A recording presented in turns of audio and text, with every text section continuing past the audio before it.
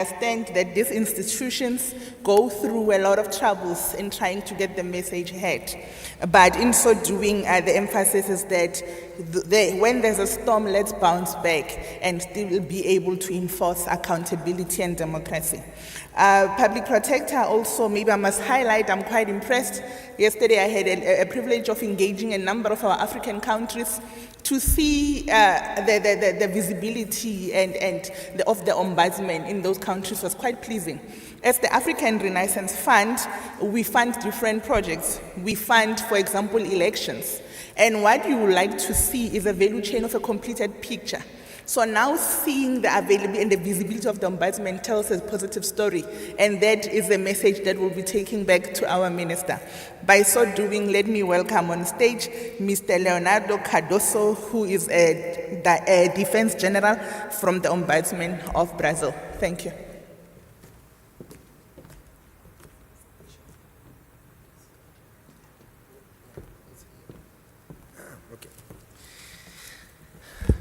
Good morning, everyone. And I would like to first congratulate Advocate Koleka Galeka on the 3rd anniversary of the Public Protector, and to thank her for inviting our institution to this international conference in lovely Cape Town. I also extend warm greetings to all colleagues present. My name is Leonardo Cardoso de Magalhães. I am the Federal Public Defender General of Brazil, the Ombudsman of Brazil. And I will begin with a brief introduction to our institution, the Federal Public Defender's Office. It's the DPU. Before outlining some of our initiatives relevant for these sessions, Team Sustainable Development and Good Governance. I will begin by noting that all the illustrations in this presentation are drawn by children for indigenous and traditional communities in Brazil. They were created for our second children's drawing competition on the theme, the contribution of the indigenous and traditional peoples to addressing the climate emergency and advancing environment justice. This initiative is part of our work to educate children about human rights and sustainable development for an early age.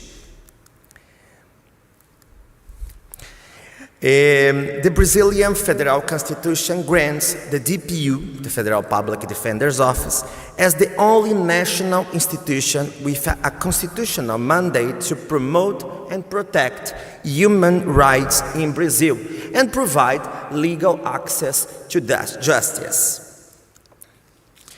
The Federal Constitution ensures administrative, functional, and budgetary autonomy for the DPU, recognizing it as both an expression and instrument of the democratic regime and rule of law. The DPU is grounded in the principles of pluralism and democracy. For instance, my role as a Federal Public Defender General is an elected position which also depends on approval of the legislative branch. Public defenders are selected through a competitive process that include affirmative actions, and 51% of our workforce is composed by women. Additionally, we have a multidisciplinary team with over 4,000 employees and 695 federal public defenders distributed across 83 branches throughout Brazil, as shown in this slide. We operate with a structure of 16 national working groups and the network of regional representatives covering various topics throughout Brazil, such as LGBT rights, women's rights, traditional communities, combat racism and discrimination, rights for indigenous peoples, among others. This extensive range allows the DPU though to work broadly for the general population while addressing specific needs for each group. The DPU maintains a multiple international collaboration, including participation in international human rights network like IOI, AGOL, FIO, agreements with the United Nations, partnerships with national human rights institutions, and multilateral cooperation networks. You can see a map of our collaboration in this slide. In the next slide, the DPU, we have some examples of recent actions on sustainable development and good governance. National Observatory to coordinate actions protecting fundamental rights to access to justice for national, traditional, and indigenous communities affected by the mining in the Amazon. We produce report, we have monitoring functions, analyze environmental legislations and impacts on affected communities. The next slide is a video. In the next month, Brazil will host the COP3rd, and we present a short video about our initiatives in the promotion of the human rights and the climate justice.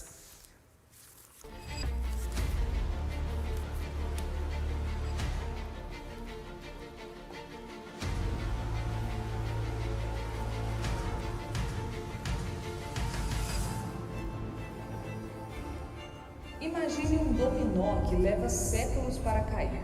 A ciência acaba de nos avisar, nós já o empurramos. O clima do planeta entrou em um ponto de não retorno, com temperaturas elevadas, poluição, desaparecimento de cidades e extinção de seres vivos. Por isso, a Conferência das Nações Unidas sobre as Mudanças Climáticas, chamada de COP30, a ser realizada em novembro em Belém do Pará, é tão importante e terá a participação da DPU na defesa dos direitos das populações vulneráveis.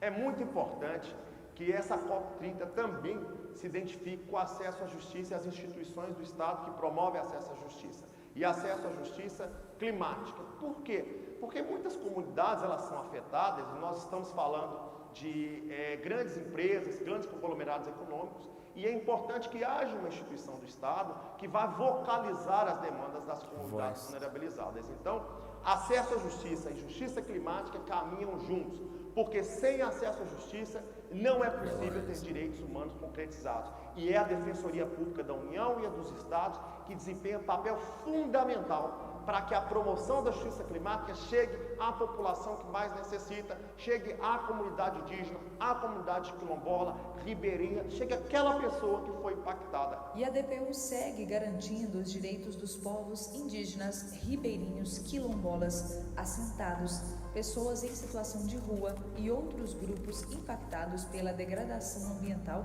e pelas mudanças climáticas. Nós, povos indígenas da Caatinga, do Nordeste, do Brasil, do Hemisfério Sul, de todo o mundo, temos relembrado a nossa importância. Quando a gente fala na campanha A Resposta Somos Nós, a campanha climática e ambiental mundial, é que nós, povos indígenas, temos abraçado a responsabilidade de preservar o meio ambiente, e é esse o espaço que reivindicamos na COP30, que vai acontecer em Belém, no Pará, para que nossas vozes sejam incluídas e sejam consideradas no momento de decidir sobre os marcos e os pactos que os Estados, como as partes, precisam fazer. A DPU atua na defesa do acesso à terra, à água potável, à saúde, à moradia e à reparação de danos causados por grandes empreendimentos, desmatamentos e eventos climáticos extremos.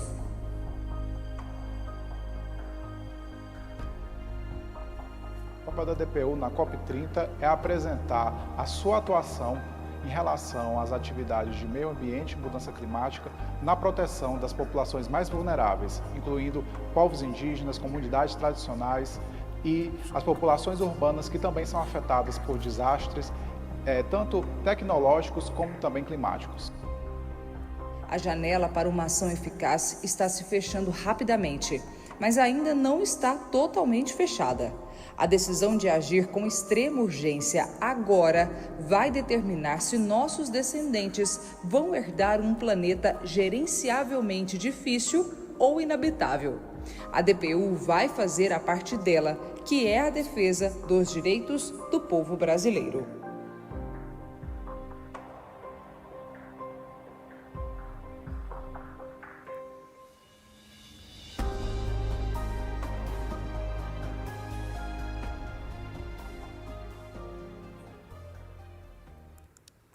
Thank you.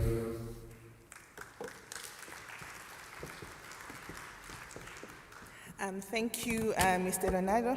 I think I have noted your key points that you've raised, which is educating children on human rights, and also quite impressed with the actions to sustainable development where you're speaking about comprehensive reporting, which is quite key, and the 50% representation of women in your initiatives, which is something that we need to note and take pride and implement for Africa at large.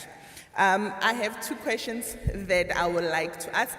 I'm going to pose the first question to my panel and the second question to the audience. The first question with the topic that we were given is to say, have the Ombudsman been successful in implementation of its roles? In the opening remarks of the Public Protector yesterday, she articulated that they are the strongest constitutional institution in the world. So we're talking about South Africa, so maybe can we just get a sense of Botswana, Togo, Brazil, have we been successful? And after we get the three responses, then we'll go to the audience to get responses on a question that says, are we able to measure the work that is done by these institutions? When I looked into the 24-25 annual report of the Public Protector, under their key success stories, they reported improved service delivery. And in that, they made an example of water provisions and access to education.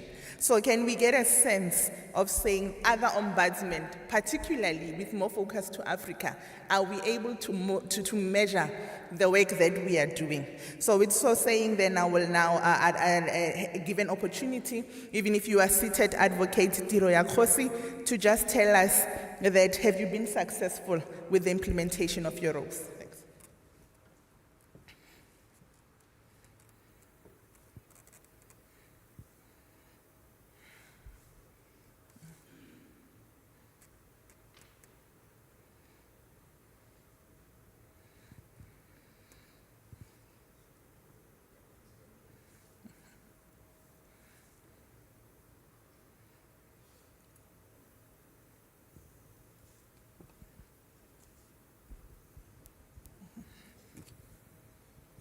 Thank you.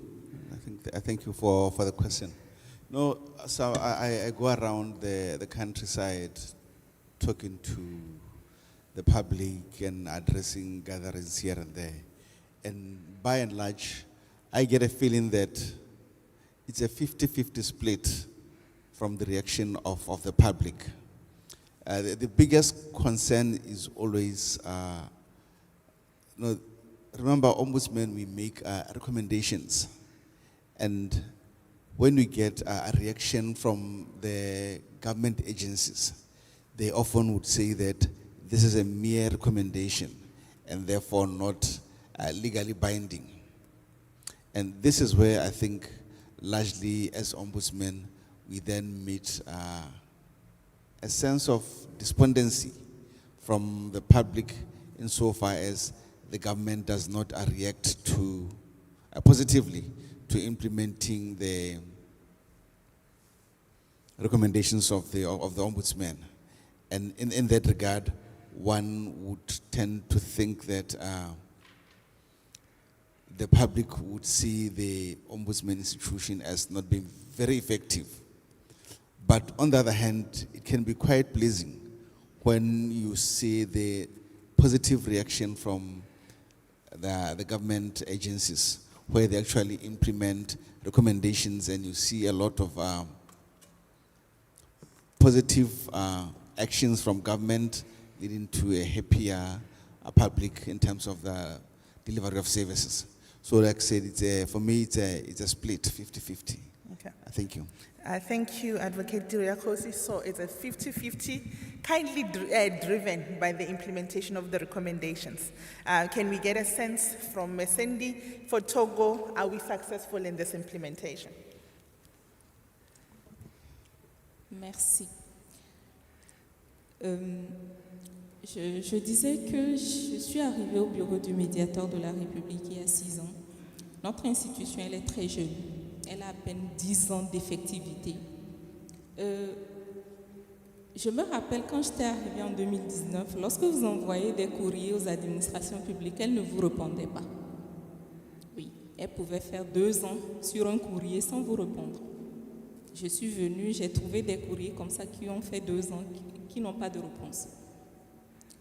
Pendant les 6 années que j'ai fait au bureau du médiateur, j'ai vu les administrations changer, évoluer et, on va dire, accepter ou comprendre l'importance du travail que nous faisons. L'Ombudsman dit tout à l'heure que la question des recommandations est de leur valeur obligatoire. Même quand une recommandation n'est pas mise en œuvre, elle laisse des traces. L'objectif tout de suite, même si l'action n'est pas corrigée, c'est que dans l'esprit de l'administration, on intègre l'aspect que l'ombudsman ou le médiateur de la République a un droit de regard sur le travail ou la mission qu'ils effectuent. Et la prochaine fois qu'une situation similaire doit se produire, l'administration la traite différemment parce qu'en face, ils savent qu'il y a le bureau du médiateur de la République ou bien l'ombudsman ou son action qui interviendront. C'est ce que je pense. Thank you, Cindy. Cindy speaks about the improvement and the evolving nature of the work that they are doing, but her message still underlines recommendations, corrective measures, and the implementation there. Mr. Leonardo, can we just get a status for Brazil? Thank you. Okay. Our constitution and the Brazilian law establish important tools for our action. We have monitoring functions, requesting information, request power, and we can take legal actions, collective actions in case of non-compliance with our recommendations. It's a great tool to make a change in the policy in Brazil. We have made a lot of progress in the promotion and protection of the human rights in Brazil, but it's important to have more money, increase budget to expand the coverage of the institution. I think is a good way, and the DPU is a great institution, constitutional institution, and our autonomy, administrative, functional, is so important in our role to promote and protect human rights in Brazil. Okay. Thank you. We are noting the improvements, therefore, with the protection of human rights. We are also noting that you've managed to also get an increase in your budget, hoping the same for the Public Protector of South Africa. On the next question for the audience is that, are we able to measure the impact of the work that is done by these institutions? I think we can take 2 questions and we can take 2 responses, because this is a question responding. In my statement, I said the Public Protector South Africa is able to measure their impact. Their annual report for 24-25 clearly outlines their key success stories, which have contributed to an improved service delivery. So by the show of hands, can we get 2 responses, hoping that the other ombudsmen that are in the audience will also indulge us with their inputs. Thank you.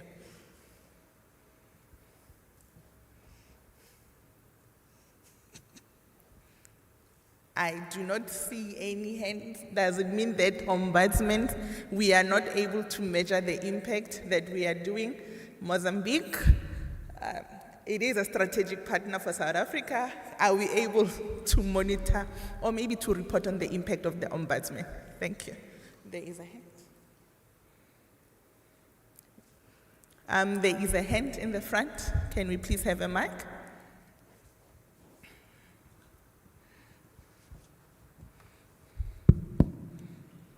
Okay. We need translation.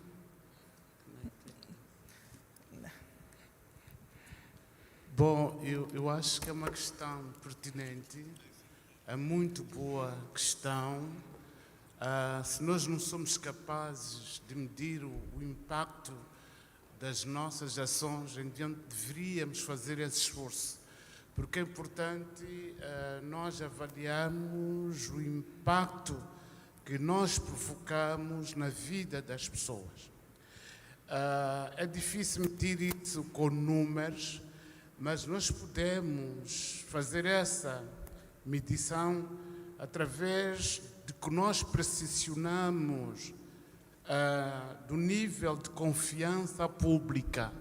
Eu acho que a confiança pública é fundamental. Nós podemos sentir se o público confia ou não na nossa instituição.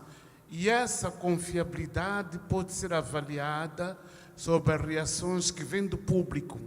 Nós sentimos, por exemplo, no caso de Moçambique, apesar de sermos uma nova instituição, sentimos que a cada dia que passa, estamos criando impacto na vida das pessoas. E queremos, naturalmente, no nosso caso em Moçambique, num contexto em que há um grande descrédito em relação às instituições públicas, nós queremos fazer diferente. Nós queremos ser uma instituição que tem confiabilidade pública. Isso é feito, como foi referenciado no painel anterior, com uma liderança ética. A maneira como nós nos apresentamos ao público é de fundamental importância para provocar essa confiabilidade pública. Creio que é possível, sim, nós como servidores públicos sentirmos o que os destinatários do nosso serviço estão ou não satisfeitos. Nós também acompanhamos as reações do público através das nossas redes de comunicação, sentimos os comentários são feitos, etc. Isso é importantíssimo porque nós conseguimos esse feedback. Por outro lado, os utentes dos nossos serviços, eles próprios, quando nós temos uma intervenção, conseguimos resolver as suas preocupações. Por vezes escrevem-nos a agradecer pela nossa intervenção, o que é muito gratificante. Portanto, é possível, sim, medir não com números, mas, sobretudo, a partir dos sentimentos dos utentes dos nossos serviços. Muito obrigado. Okay. Thank you, Ombudsman of Mozambique. We have noted, I think you highlighting key issue of public trust and the need to be able to measure. We might not be able to quantify, but we can be able to qualitatively measure it based on the outcome. Colleagues, I think we are wrapping up this session, and with the two-question program director, I think I managed to do my best with managing the time, but I would like to take this opportunity to thank my esteemed panelists for their insight. And in closing remarks, I'd like to highlight that as the Public Protector South Africa celebrates 30 years of meaningful existence, let us continue to advocate for right doing. Let us continue to advocate for accountability, which will guarantee the achievement of sustainable development for our people and for the betterment of Africa at large. I thank you.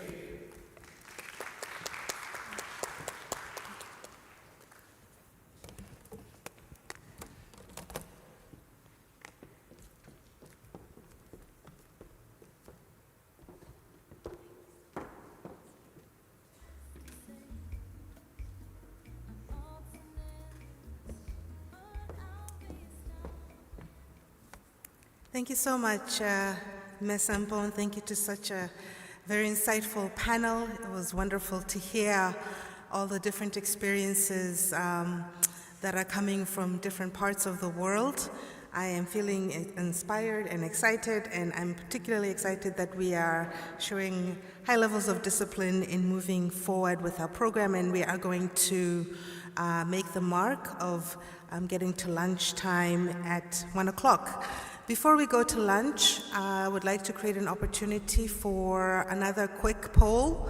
If that is allowable, I think there's 2 questions that we would like to pose just as a moment of synthesis of this session. If you could again jump onto the Mentimeter, same code as we used in the previous session, or the QR code there. I see there's 119 or 120 possible individuals. I'm going to ask you if you can respond to the question, how can public protectors collaborate regionally on governance issues? Okay, we've got 1 response, webinars. Other suggestions, sharing experiences, great. This is an opportunity for you to contribute to developing what I hope would be a joint wish list on the possible ways in which we can work together. Using technology, great, sharing best practices, MOUs, sharing insights, benchmarking, sharing experiences through regular, wonderful webinars, again, training, great, great. So I see again we have the same mind regarding the possible avenues that we can collaborate. I'll give it just 10 more seconds because I'd like us to move to the next question. I see we've only got 22 responses so far, but I see common themes coming up around technology, training, etc. Sharing insights, sharing experiences, capacity building, outreach and awareness, great, MOU and exchange visits, wonderful, wonderful. So there we've got some food for thought and some common ideas that I think can be carried forward. Can we move to the next question? What is the biggest barrier to ethical governance? Is it corruption, weak enforcement, lack of awareness, political interference?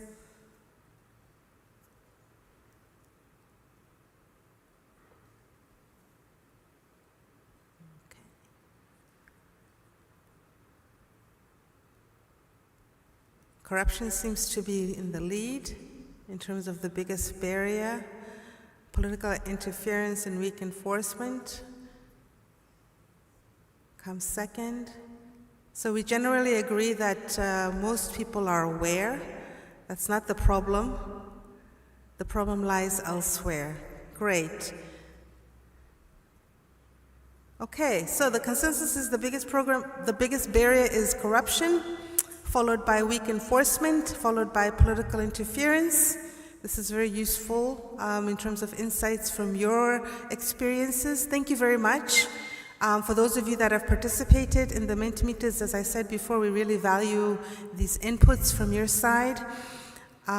With that being said, I would like to now invite us all to lunch. I believe that lunch is going to be in the same venue where we've had tea. It's 12:55.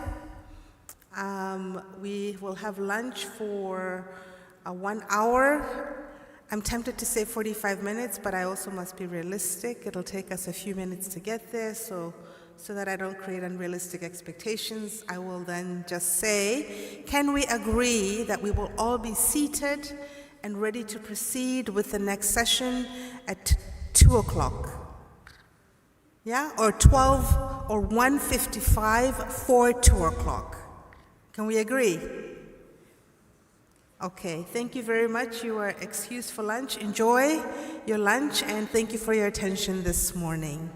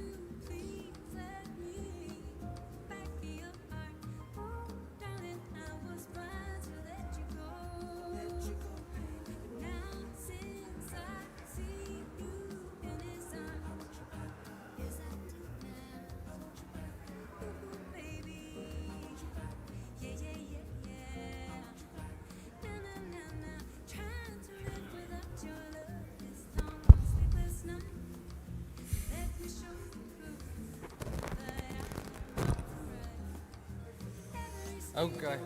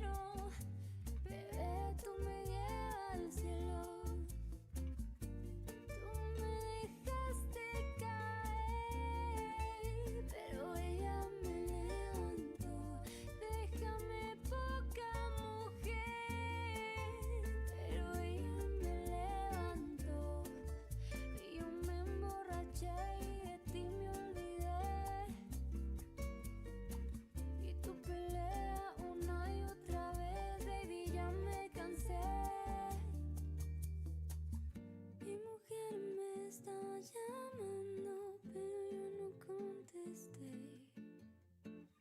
Porque estaba contigo perreando y de ella me olvidé.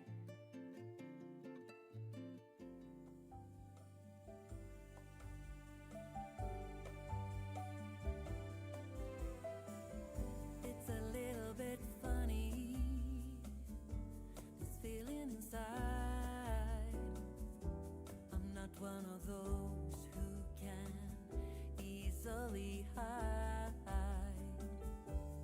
Don't have much money, but boy, if I did, I'd buy a big house where we both could live. If I was a sculptor, but then again, no. Or a man who makes potions in a traveling show. It's not much, but it's the best I can do. My gift is my song, and this one's for you. And you can tell everybody this is your song. It might be quite simple, but now that it's done, I hope you don't mind, I hope you don't mind that I put down in words how wonderful Maximum Gain. while you're in the world. I sat on the roof and kicked off the moss. Well, a few of the verses, well, they got me quite cross, but the sun's been quite kind while I wrote this song. It's for people like you that keep it turned on. So excuse me for getting, but these things I do, you see, I've forgotten if they're green or they're blue. Anyway, the thing is what I really mean. Yours are the sweetest eyes I've ever seen. And you can tell everybody this is your song. It may be quite simple, but now that it's done, I hope you don't mind, I hope you don't mind that I put down in words how wonderful life is while you're in the world.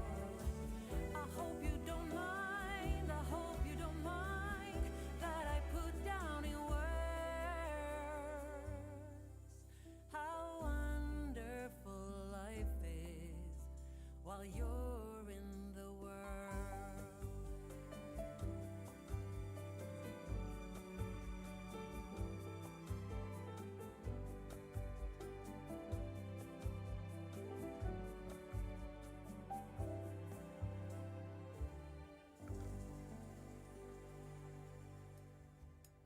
Red, red wine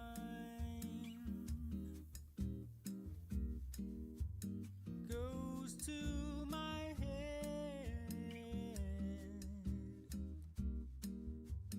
makes me forget that I still need her so.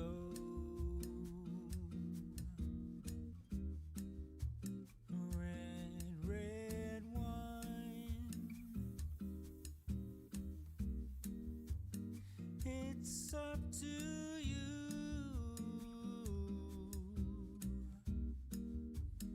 All I can do, I've done. Memories won't go.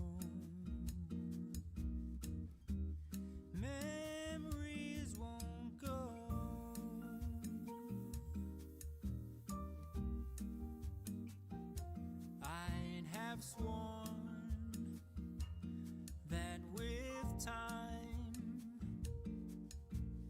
thoughts of you would leave my head. I was wrong. Now I find just one thing makes me forget. Red, red wine.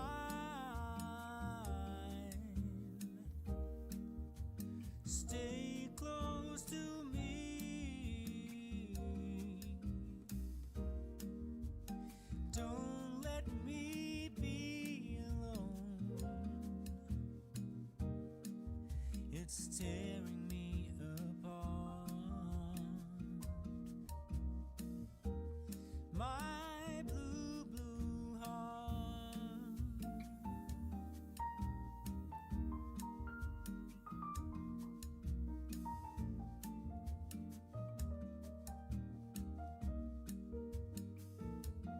I'd have sworn that with time thoughts of you would leave my head. I was wrong. Now I find just one thing makes me forget.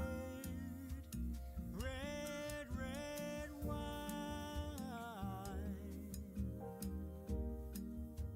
Stay close to me.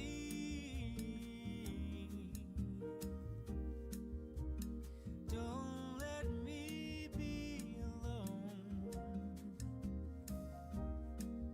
It's tearing me apart.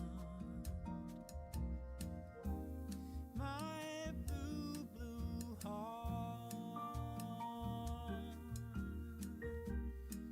My blue, blue heart.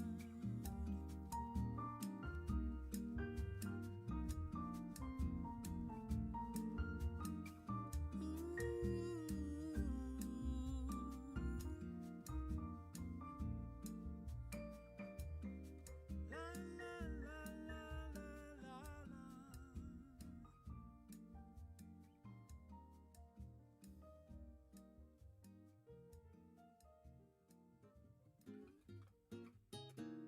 Roses. I walked in the corner with the body screaming dolo. Never sold a bag, but looked like Pablo in a photo. This gon' make 'em feel the way like Tony Manolo. You already know though. You already know though. I walk in the corner with the money on my finger. She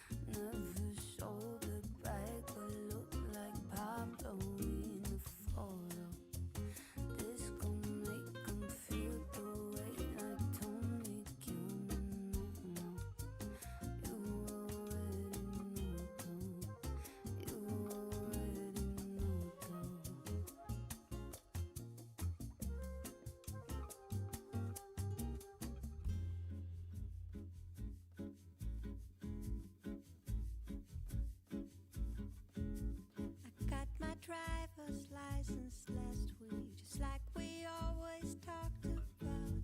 'Cause you were so excited for me to finally drive up to your house. But today I drove through the suburbs, crying 'cause you weren't around. You're probably with that blonde girl who always made me down. She's so much older than me. She's everything I'm insecure about. Yet today I drove through the suburbs. How could I ever love someone else? And I know we were perfect, but I never felt this way for no one. And I just can't imagine how you could be so okay now that I'm gone. 'Cause you didn't mean what you wrote in the song about me. 'Cause you said forever, now I drive alone past your street. And all my friends are tired of hearing how much I miss you. I kind of feel sorry for them. They never know you the way that I do. Yet today I drove through the suburbs and pictured I was driving home to you. And I know you weren't perfect, but I never felt this way for no one. And I just can't imagine how you could be so okay now that I'm gone. 'Cause you didn't mean what you wrote in the song about me. 'Cause you said forever, now I drive alone past your street. Red lights, stop signs, I still see your face in the white cars, front yards. Can't drive past the places we used to go to. 'Cause I still love you, baby.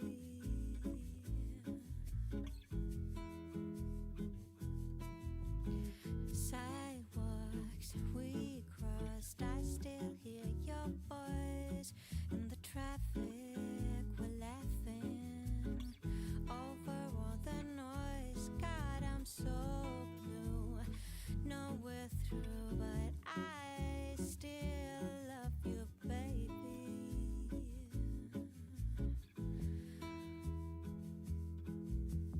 I know we weren't perfect, but I never felt this way for no one. And I just can't imagine how you could be so okay now that I'm gone. 'Cause you didn't mean what you wrote in the song about me. 'Cause you said forever, now I drive alone past your street.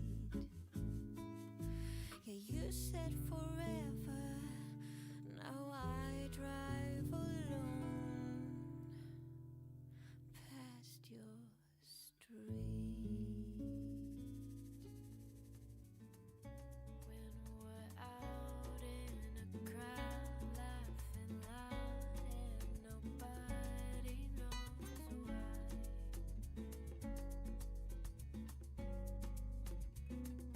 When we're lost at a club, getting drunk, and you give me that smile.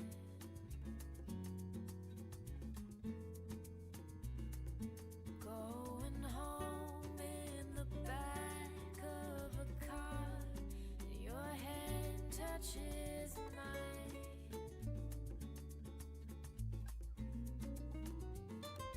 When we're done making love and you look up, you give me those eyes.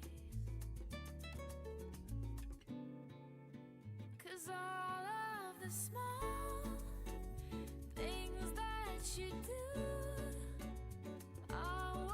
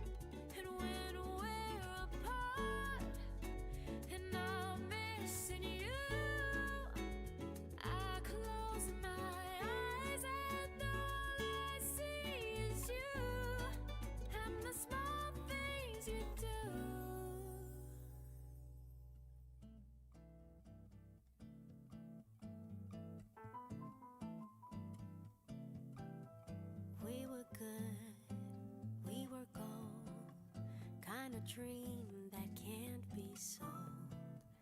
We were right till we weren't. Built a home and watched it burn. I didn't want to leave you, I didn't want to lie.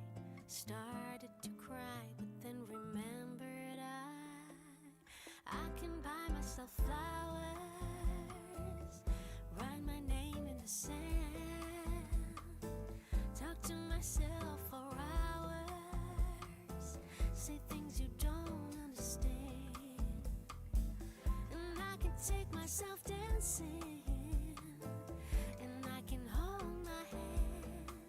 Yeah, I can love me better than you can. Can love me better, I can love me better, baby. Can love me better, I can love me better. Paint my nails cherry red, match the roses that you left. No remorse, no regret. I forgive every word you said. Oh, I didn't wanna leave you, I didn't wanna fight. Started to cry, but then remembered I can buy myself flowers, write my name in the sand, talk to myself for hours, say things you don't understand. Yeah, I can take myself dancing, and I can hold my hand. Yeah, I can love me better than you can. Can love me better, I can love me better, baby. Can love me better, I can love me better, baby. Can love me better, I can love me better, baby. Can love me better. Oh, I didn't wanna leave you, I didn't wanna fight. Started to cry, but then remembered I can buy myself flowers, write my name in the sand, talk to myself for hours, say things you don't understand. Yeah, I can take myself dancing, and I can hold my hand. Yeah, I can love me better than. Yeah, I can love me better than you can.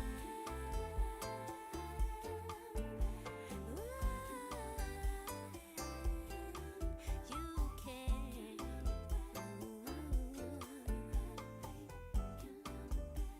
I can love me better, baby.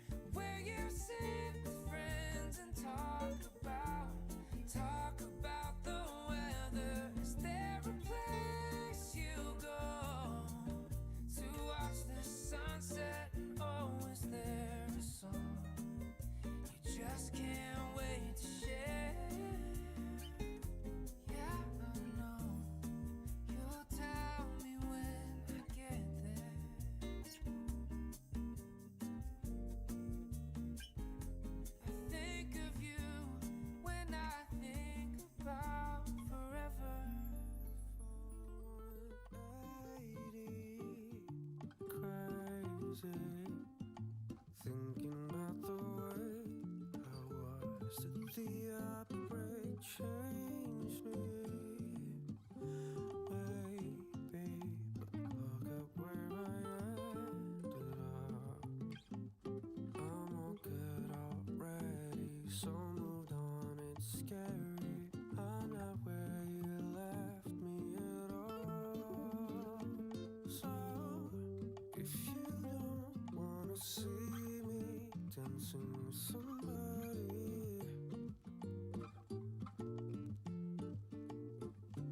if you wanna believe that anything could stop me, don't show up, don't come out, don't start caring about me now. Walk away, you know how.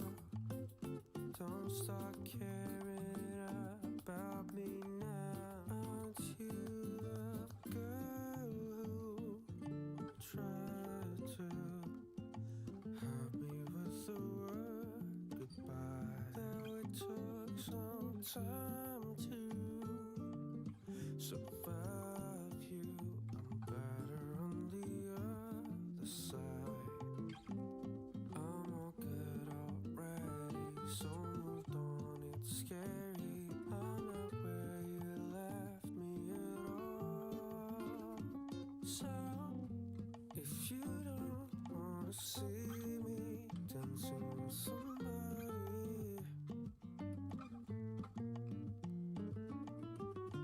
if you wanna believe that anything could stop me, don't show up, don't come out, don't start caring about me now. Walk away, you know how. Don't stop caring about me now.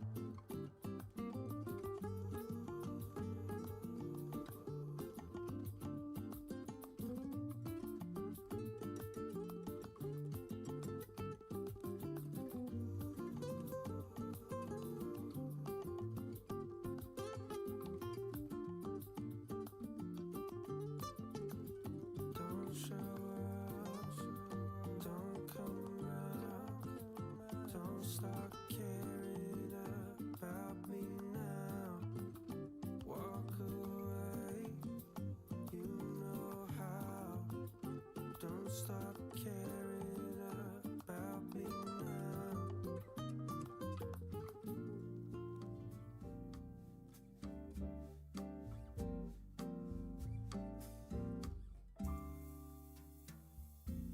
I've gotta take a little time to think things over.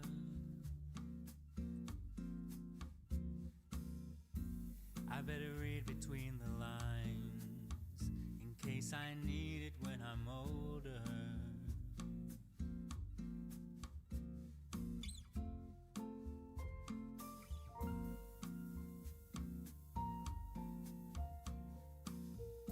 Now this mountain I must climb feels like the world upon my shoulders. Through the clouds I see love shine. It keeps me warm as life grows colder. In my life there's been heartache and pain. I don't know if I can face it again. Can't stop now, I've traveled so far to change this lonely life. I wanna know what love is. I want you to show me. I wanna feel what love is. I know you can show me.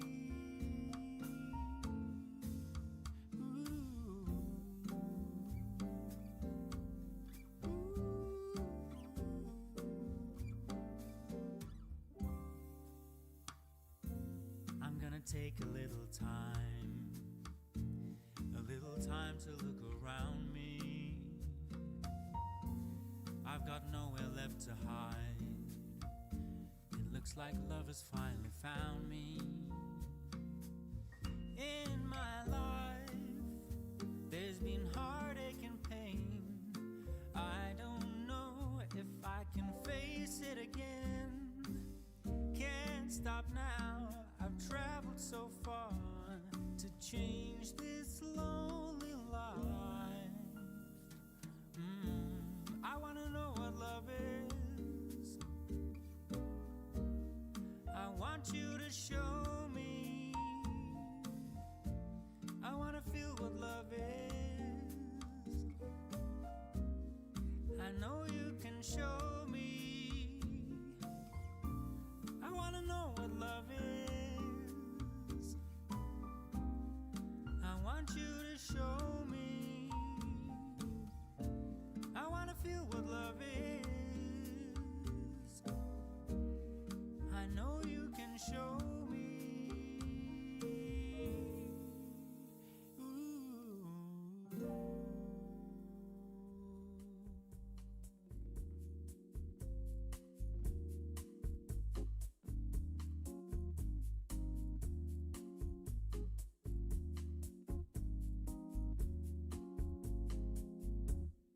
It might seem crazy what I'm about to say. Sunshine, she's here, you can take a break. Hot air balloon going up to space. With the air like I don't care. Baby, by the way, because I'm happy, clap along if you feel like a room without a roof. Clap along if you feel like happiness is the truth.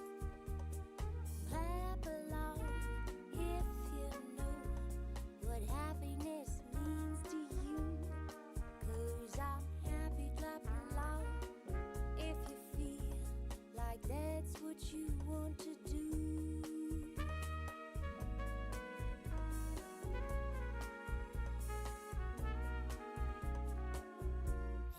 Comes bad news, talking this and that.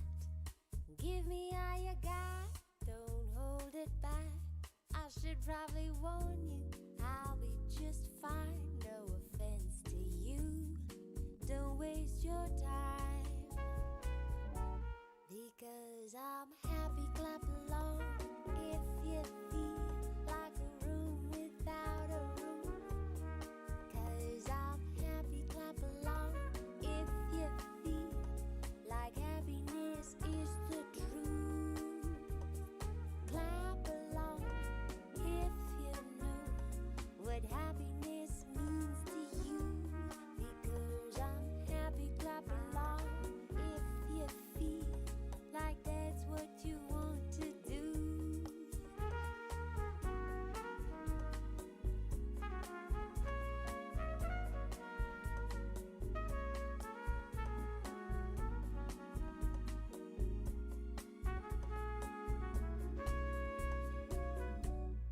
Bring me down, can nothing bring me down.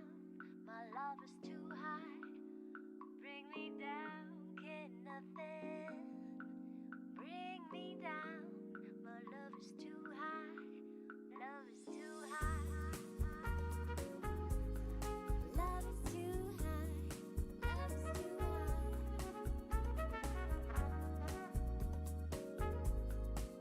Love is too high. Too high. Too high. 'Cause I'm happy. Happy. Clap along. Love is too high. Love is too high. 'Cause love is too high. Love is too high.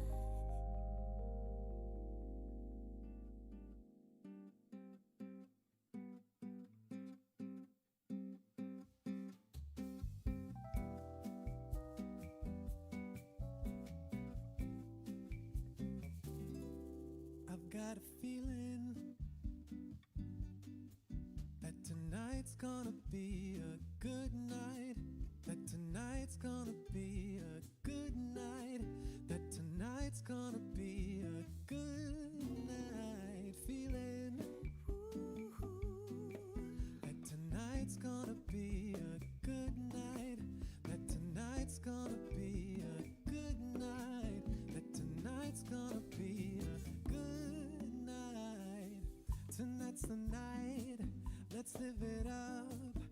got my money, let's spend it up. Go out and smash it like, oh my God. Jump off that sofa, let's kick it off. I know that we'll have a ball if we get down and go out and just lose it all. I feel stressed out, I wanna let it go. Let's go way out, spaced out. Yeah, you're losing all control. Fill up my cup, muzzle top. Look at it dancing, just take it off. Let's paint the town, we'll shut it down. Let's burn the roof, and then we'll do it again. Let's do it, let's do it, let's do it, let's do it, let's do it, let's do it, let's live it up. Let's do it, let's do it, let's do it. I've got a feeling that tonight's gonna be a good night. That tonight's gonna be a good night. That tonight's gonna be a good, good night. Feeling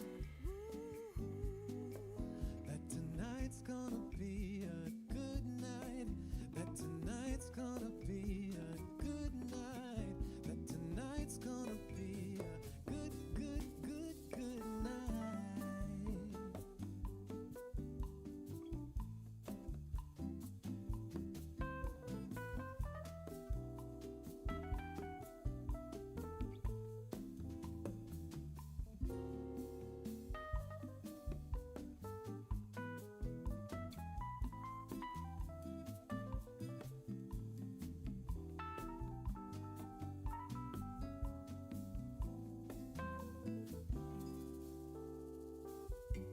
I know that we'll have a ball if we get down and go out and just lose it all.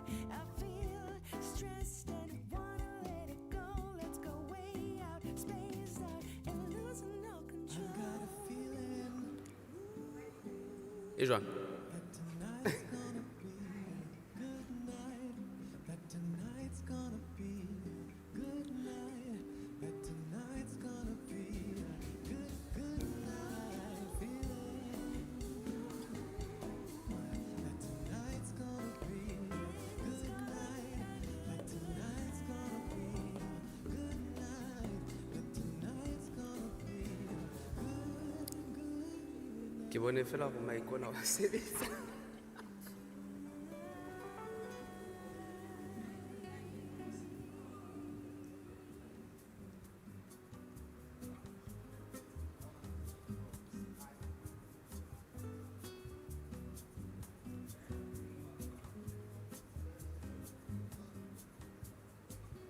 I've crossed deserts for miles, swam water for time, searching places to find a piece of something to call. A piece of something to call.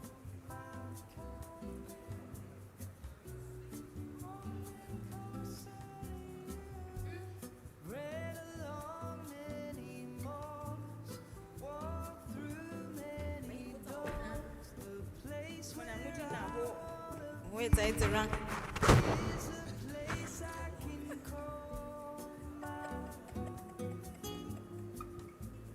Is a place I can call mine.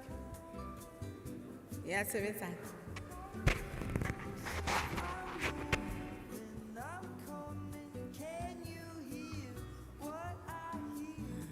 It's calling you, my dear, out of reach. Take me to my beat. I can hear it calling you. I'm coming now, drowning, swimming close, setting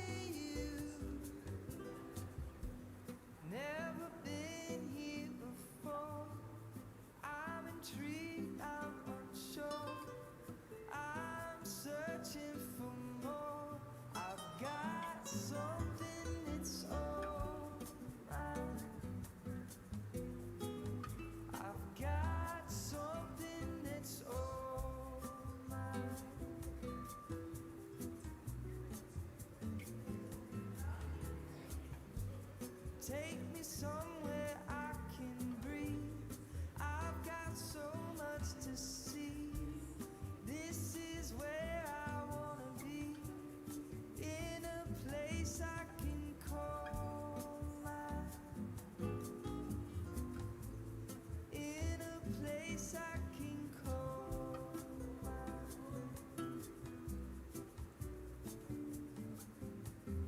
I'm moving, I'm coming, can you hear what I hear? It's calling you, my dear, out of reach. Take me to my feet. I can hear it calling you. I'm coming, not drowning, swimming closer to you.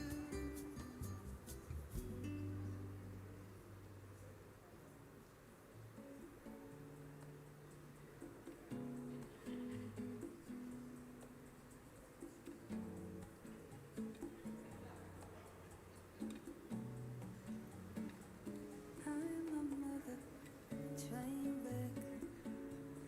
Yeah, I don't wanna be too much, but I don't wanna miss your touch. You don't seem to give up.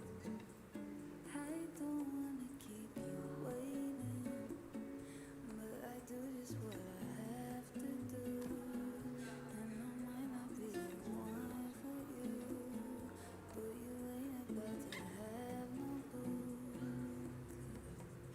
I know we've been so complicated, so sweet and it's crazy. I can't have what I want from you. You ain't my boyfriend, and I ain't your girlfriend, but you don't miss nobody, so I don't miss Good afternoon, delegates. If we could all come in. Thank you for those of you that are here at 2 o'clock, as we agreed before lunch.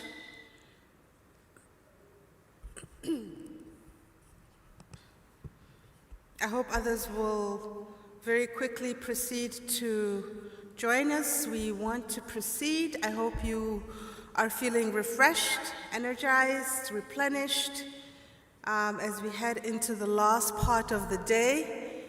We are very keen to ensure that we move as efficiently as possible. We'd like to finish earlier than the planned program of 4 o'clock so that we give sufficient time for the necessary preparations to be made in this room, as our head of state will be joining us for the evening session and the evening event. So we will really want to try to finish up by 3:30.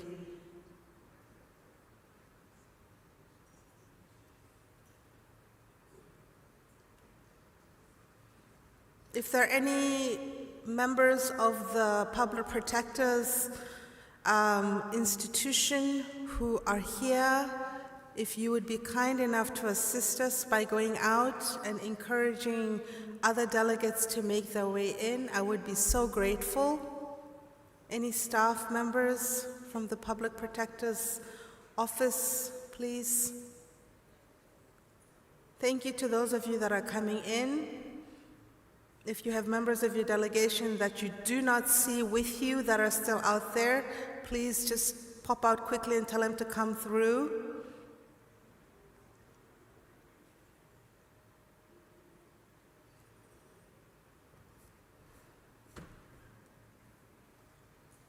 I'm very happy to see key members of the panels that will be here already here. I see the facilitator, Professor Sope Williams, is here. I see Advocate Ntabiseng Sepanya Mokhale is here. I see the CEO, Metandi Sibanyoni, is here. Thank you very much.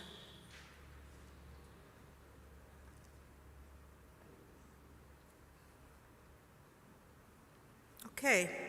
We are 3 minutes into the 2 o'clock start we agreed to. Welcome to this afternoon's session. This will serve as the final part of our day's proceedings. We are going to be going into the interactive panel discussion, focusing on how best we can adapt governance needs in an era of artificial intelligence and strengthening institutional frameworks. We're going to be having, what I hope will be a very dynamic engagement on the critical role democratic institutions must play in ensuring accountability and transparency in government processes in the digital era. I think this will be a very insightful session. We all know that AI is here, and it doesn't seem like it's going anywhere. We are aware of some of the challenges that AI is creating for our respective contexts, given the different capacities that are there, given the governance challenges and deficits that are there, and institutional capacity issues that we are confronting. So I think this is a very timely conversation, and I look forward to the panelists that will share their insights and innovations that are emerging and how responses are being shaped to what is a very dynamic digital age. I would like to invite Professor Sopa Williams, who's an expert in anti-corruption, public procurement law and policy in Africa from Stellenbosch University. She will be facilitating this panel session. I hope that we can conclude it in 45 minutes, if possible. Thank you very much, Prof. You have the floor.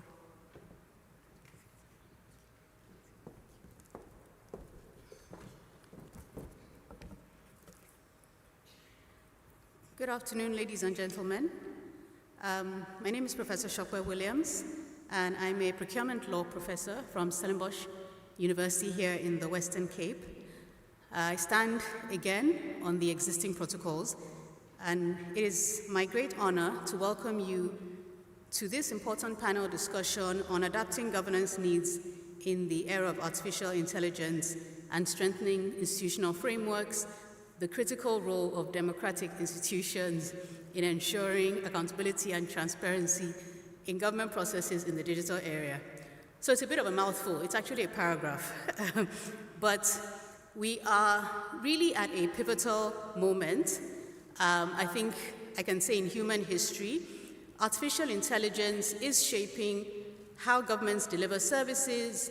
It's shaping and influencing how governments manage resources and how they interact with citizens, from things like digitized public procurement, which was mentioned on an earlier panel, to monitoring, to predictive analytics in justice and security services. AI offers us enormous opportunities to enhance efficiency and innovation, but it also raises important questions. One of those is what we will be surfacing in this panel: who holds AI algorithms accountable when they make or influence public decisions? How do we prevent biases in AI from undermining fairness, equity, or trust? And perhaps most importantly, can our democratic institutions keep pace with the technological advances to ensure that transparency, accountability, and human dignity remain at the center of governance? So today's discussion will bring together experts and leaders who will help us navigate these questions. Each panel brings a unique lens to this discussion that will help us to imagine what accountable AI governance could look like in practice. So I would like to invite my panelists to the stage. And in no particular order, I would like to invite Mr. Bonani Chauke, who is the Deputy Auditor General of the Auditor General of South Africa. I would also like to invite Mr. Boitumelo Ramatsese, who is a Commissioner in the NPA, and Professor Julia Dalvik from the University of Applied Sciences in Austria. And last but not least, Mr. Pilani Mkhize, who is a business analyst at the Public Protector's Office in South Africa. You're welcome, colleagues.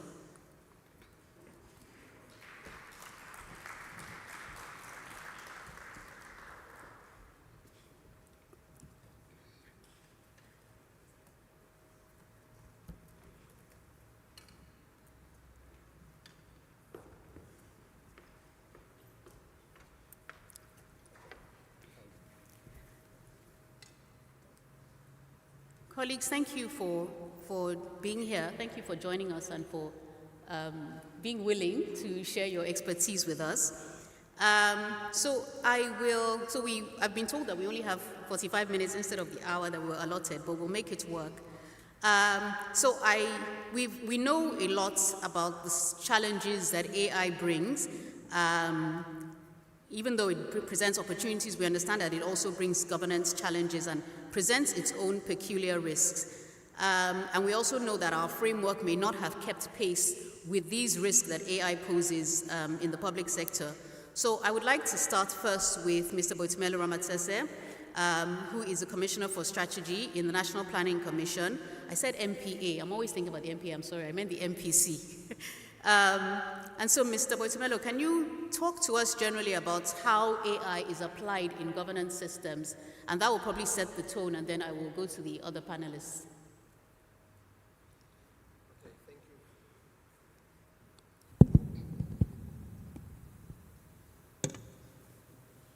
Okay, I would like to take this opportunity to thank you for inviting me just to enlighten our guest here about the application of AI in governance systems. But before I do that, we as the National Planning Commission, we always use forums like this to also explain what we do as a commission so that everyone understands our mandate. So as I've been introduced, I'm one of the commissioners in the Planning Commission. I'm responsible for the strategy, working hand in hand with other commissioners. So there is about 26 of us.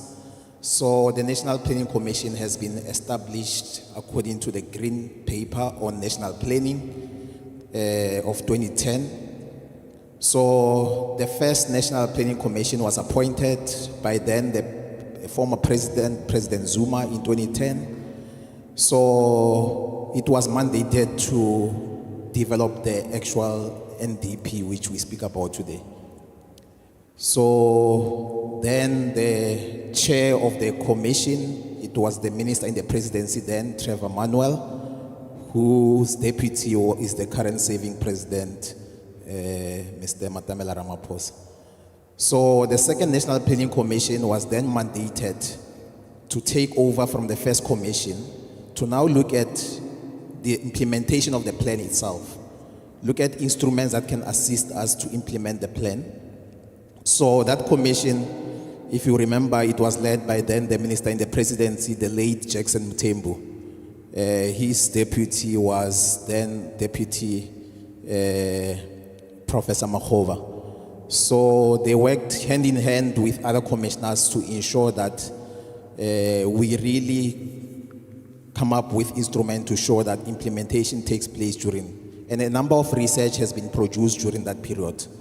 And then came the National Planning Commission, the third one, which I'm part of. So it was appointed in 2021 with the mandate to also conduct research, but not only that, to perform regular reviews on the NDP, just to assess the progress of how are we achieving some of the targets that we set for ourselves as a commission. And during that process, that's when we produced the 10-year review of the National Development Plan, which we have presented it in a number of forums, including Parliament. So this is just a little bit background about the National Planning Commission. So our chair currently is the current serving minister in the presidency, Marupeni Ramokgopa, whose deputy is Professor Tenyeko Maluleke, who couldn't make it today due to other commitments. So I'm here to also speak about the work that we have currently embarked on, including the drafting of the next National Development Plan beyond 2030. So we have already done this review, comprehensive review of the plan. So we have embarked on this process. And one of the things that we have done in embarking this process is to look at the scenarios that MISTRA has come up with, the inclulamity scenarios, which present 3 possible scenarios for the South Africa that we want to see beyond 2030. So it presents one, the Hadida a scenario.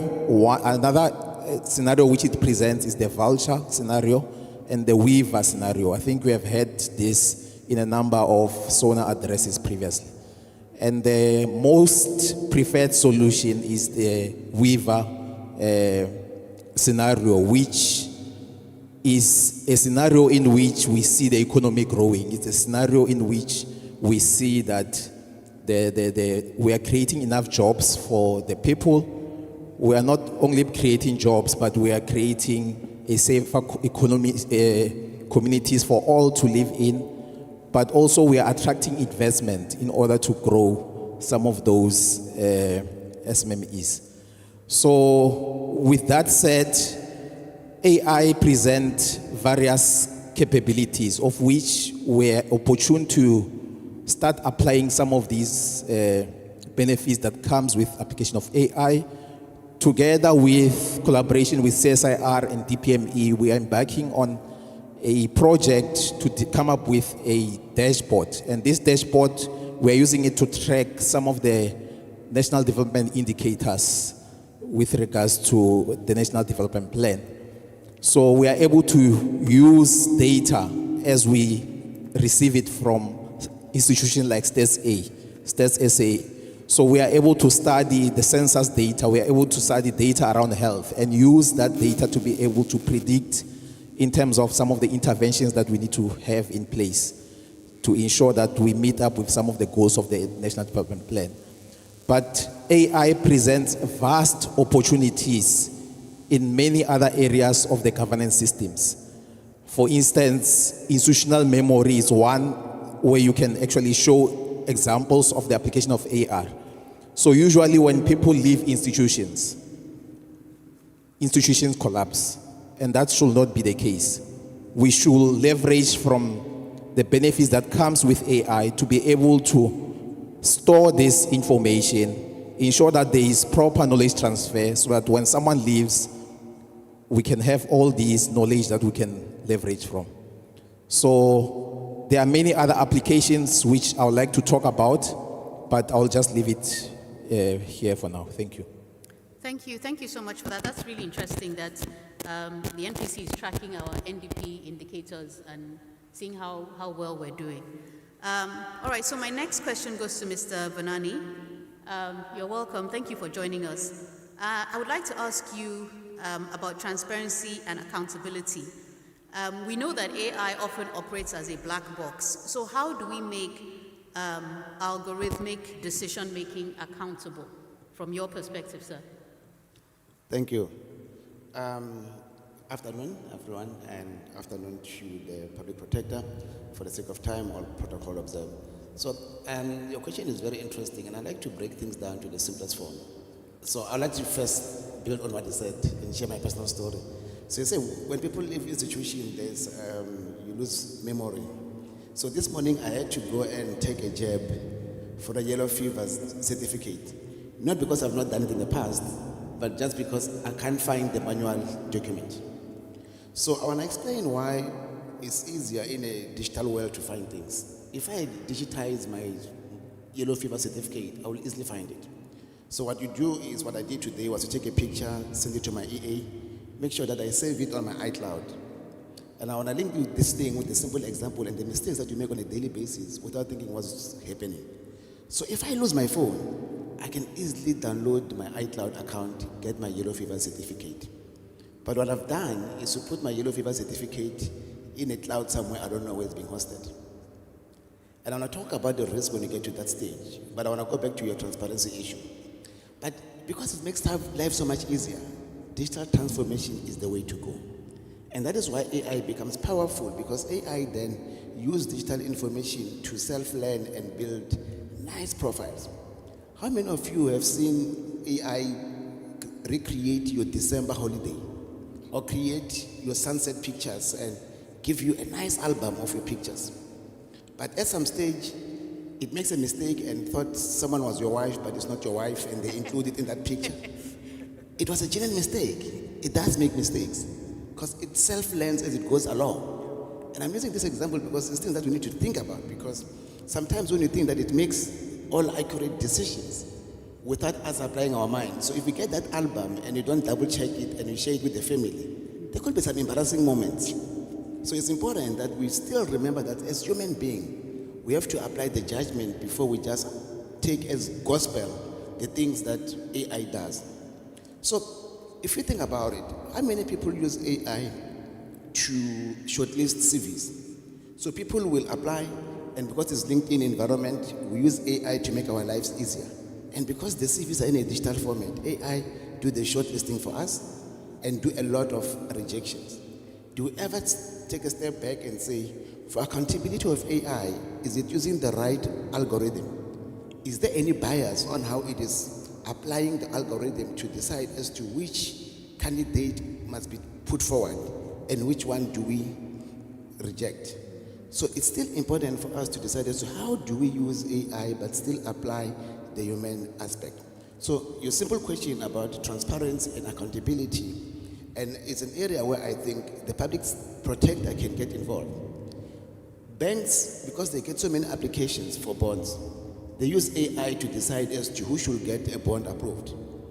Because of the bias, someone might classify a particular area as risky and as dangerous, and the AI might self-learn to reject application from that particular community. In South Africa, we've got historic areas that were either occupied by a particular population type. So if we were to classify, for example, Soweto as a high-risk area, and people applying for a bond in Soweto, automatically AI reject their staff. How do you ensure that there is transparency on how the AI gets to its decision? But most importantly, how do you ensure that you are accountable for the decisions that you are making? There is a bank recently that was found wanting in terms of applying a higher interest rate for a certain population group. And it was found that it is because of how they've applied their algorithm. There is a very famous Big Four firm that last week has to refund the Australian government because they issued a report that was written by AI. So while AI makes our life simple, going back to the example about AI creating an album of your sunset pictures, it is still important for you as a human being to still review the stuff and make sure that it is correct. It will help you to go through a lot of information and bring it to the fore. But we cannot ignore the responsibility that we have as human beings. So there is a concern from some quarters to say, because AI can do the work so much quicker and with so much accuracy, that it will replace human being. It will never replace human being because the judgment part that human being bring to the party still have to be done there. So in terms of what can we do to ensure transparency and accountability, this applies in various formats. The unfortunate part is because it's evolving so quickly, government and legislators are not keeping up with the pace of doing this. So my advice is we need to be clear, first of all, in our own little place. So if we are using it in your HR function to decide who gets employed, or you are using it in your bursary approval. At AGSA where I work, last year we received over 4,000 bursary applications. I don't think we went through each one individually. We most likely used AI and rejected so many people. A simple story. I got a call from someone who is disabled and we didn't give that person a bursary.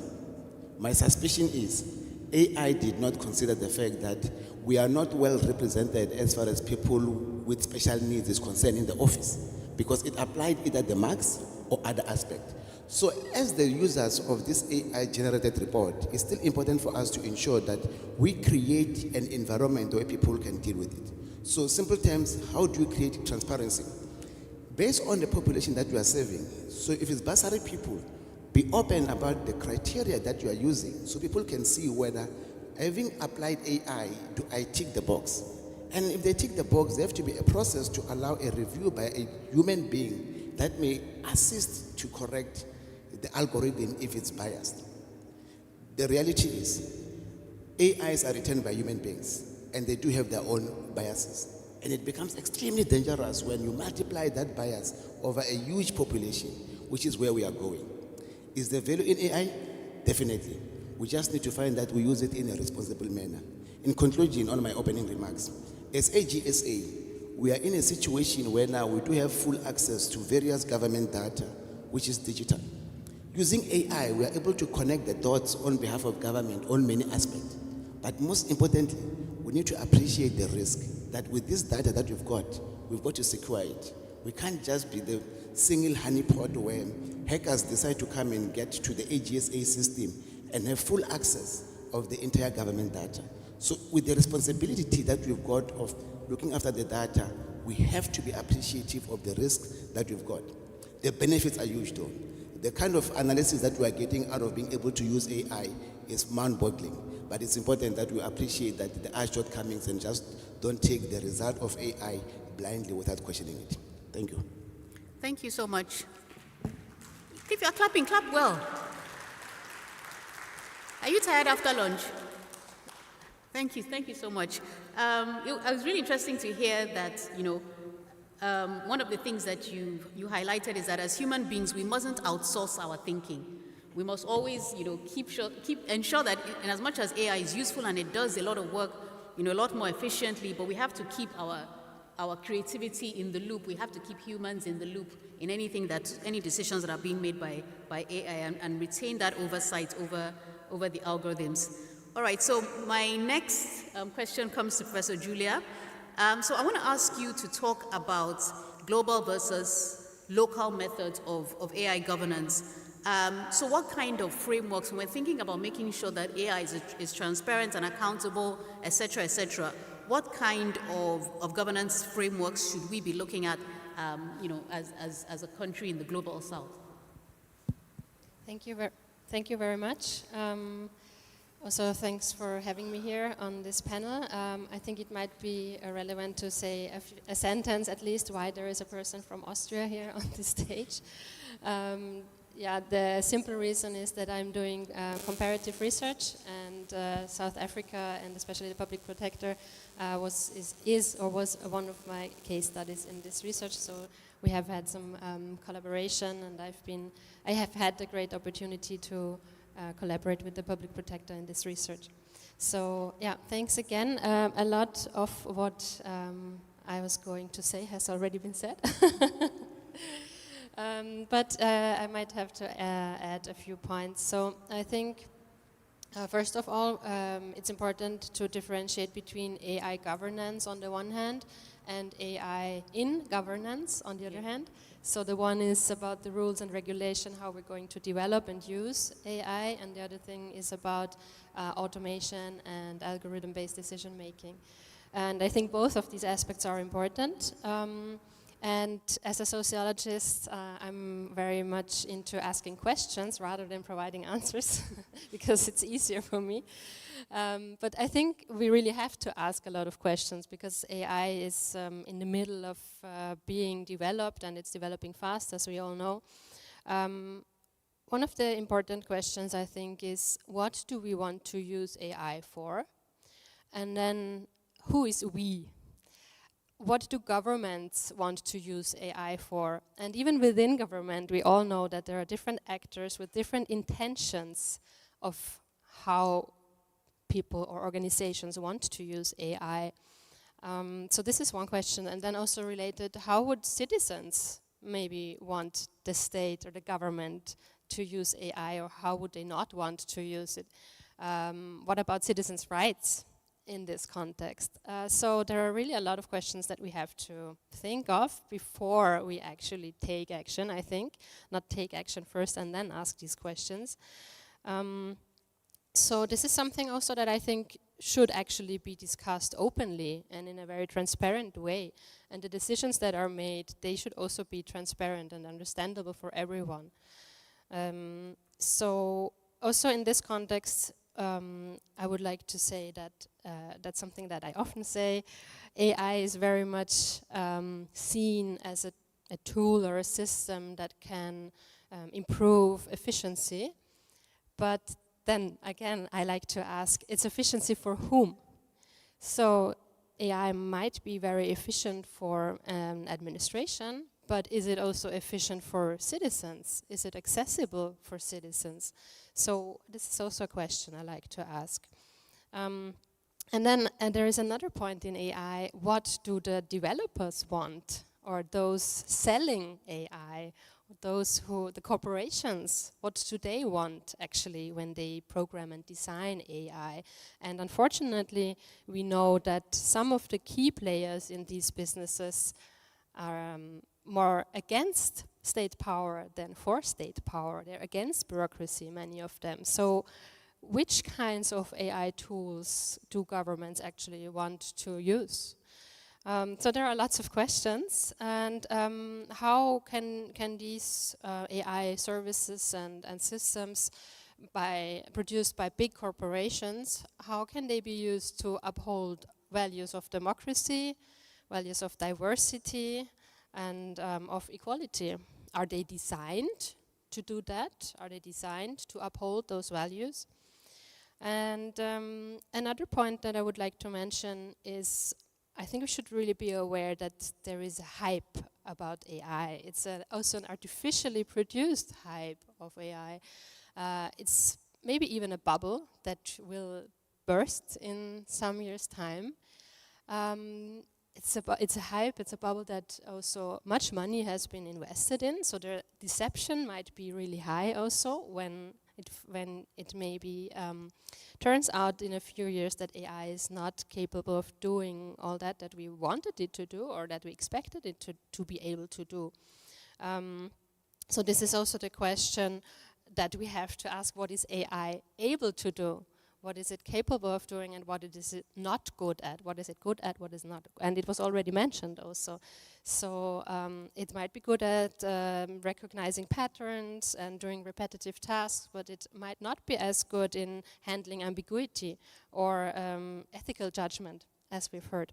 So this is also something that we should take into consideration, and as you said, be really cautious when we use AI. Also, you mentioned the scandal in Australia, but also there have been scandals in European countries where welfare benefits allocation has been decided through algorithm-based decision making, and it turned out to be in a very wrong way.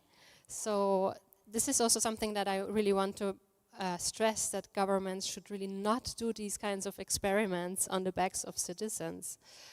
So really think before acting. I think that's really important.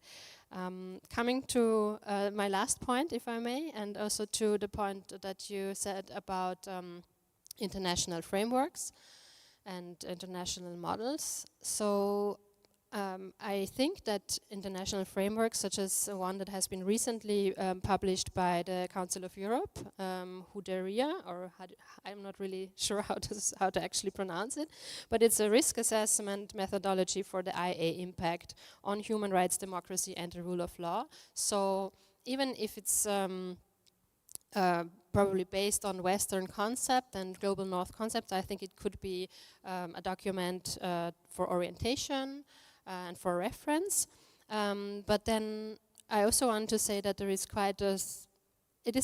there is a push, maybe it's not that strong yet, as it should be, for decolonizing AI and for what is called people's tech. So actually really making AI more culturally sensitive, more community-driven, and value-driven also, by actually involving the people who are going to be affected by AI, those who will need it and those who will use it, and to co-design, co-create in participatory approaches to adapt existing models or to create new ones.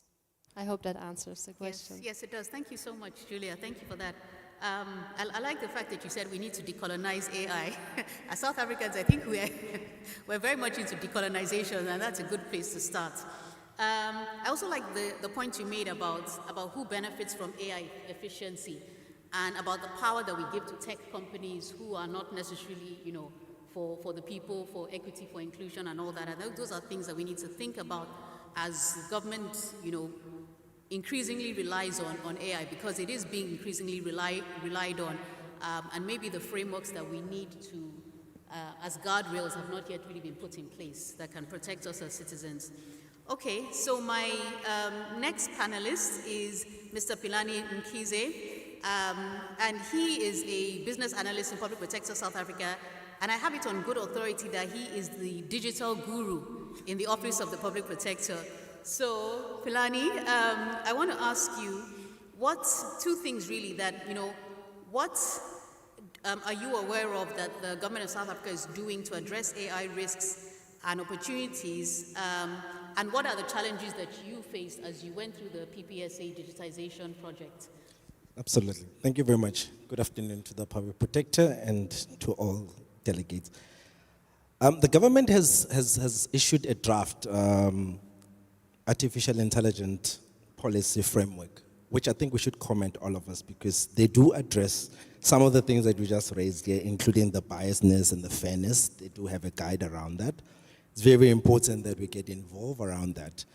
But what I picked up mostly is that as much as it is a guide, you look at how fragmented our government is, who's the owner of this data governance? Yeah. Remember, AI depends on the collection of facts. And the facts needs to be governed by someone. And if you look at our approach, it's not even citizen journey driven. You find your name duplicated in each and every department. And now this data is incorrect when you get there. But the department is trying a lot. I've noticed a lot of, I even note what they did on GovTech last month, one citizen, one data. Who's the owner of the one citizen and one data? It's very interesting. So we're trying to get to a space where information is readily available. So they are trying that by all means. POPI, we still have that. Information regulator is also there, and they are doing a couple of things there. There's also a national AI stakeholder forum in South Africa where the researchers meet and they get together with the CIOs and they start talking about what needs to happen. However, what I think is missing, as you are saying, Prof, is that design thinking needs to be in place. Who are you doing this for? If you look at the Gugu Dlamini in Eastern Cape, how does AI benefit Gugu Dlamini in Eastern Cape? The vulnerable ones. At what section are we saying AI can improve service delivery? Because that's where our issues are. We have to take care of that. We saw it when the COVID came, that we really need to up our game. We were not even ready. So when I took this leap of faith and saying I'm going to design a case management at the Public Protector South Africa, I found that the users were ready for the solution. I was ready with the code, but the users were ready. It was very, very easy to design a solution when the user wants the solution. And when you started interviewing the users, you visualize the solution. So we applied a framework called the PPT, People, Process, and Technology. So the people are very important in the solution. The process is very easy when the people are there and supportive of this, and it also allows the change management around it. And I think in years, we were the first institution that owns its own case management and won an award at the Center of Public Service Innovation. And we were recognized as a strengthening of governance. So when I look at the vision that we have now saying that we're the center of excellence as a public protector, and I reflect on what we are doing, I realize that it is a great space to be in because the people want to make it work. And one of the things that I worry about when I look at our country is the lack of that design thinking of solving a problem with the user in mind. You gotta have someone you're solving this problem for. Thank you. Okay, thank you so much. That was really interesting. I think the issue of who owns our data, the data sovereignty, data governance, when when things are digitized and when AI is used in making decisions, I think it's something that's really interesting. And I will go and have a look at that draft AI policy because I hadn't heard about it. And also the point you made that I think Julie had already alluded to, that who really benefits when we make AI responsible for our public decision making, and how do we address our digital literacy gaps? As Philani mentioned, Gugu Dlamini in the Eastern Cape may not have access to technology she needs if her public services depend on this. So how do we bridge that gap? How do we ensure that we close the gap between the rural areas and urban areas in terms of having access to digital devices, to the internet, etc., etc. So I will ask some follow-up questions. I think we still have, about 10 minutes, and then we will ask our audience to weigh in. So I'll come to you, Mr. Vunani. Who will you say is responsible, or what role should our oversight bodies, such as AGSA, such as Parliament, etc., what role should they play in ensuring that there's accountability when public decisions are made by algorithms? Who should bear responsibility for that oversight?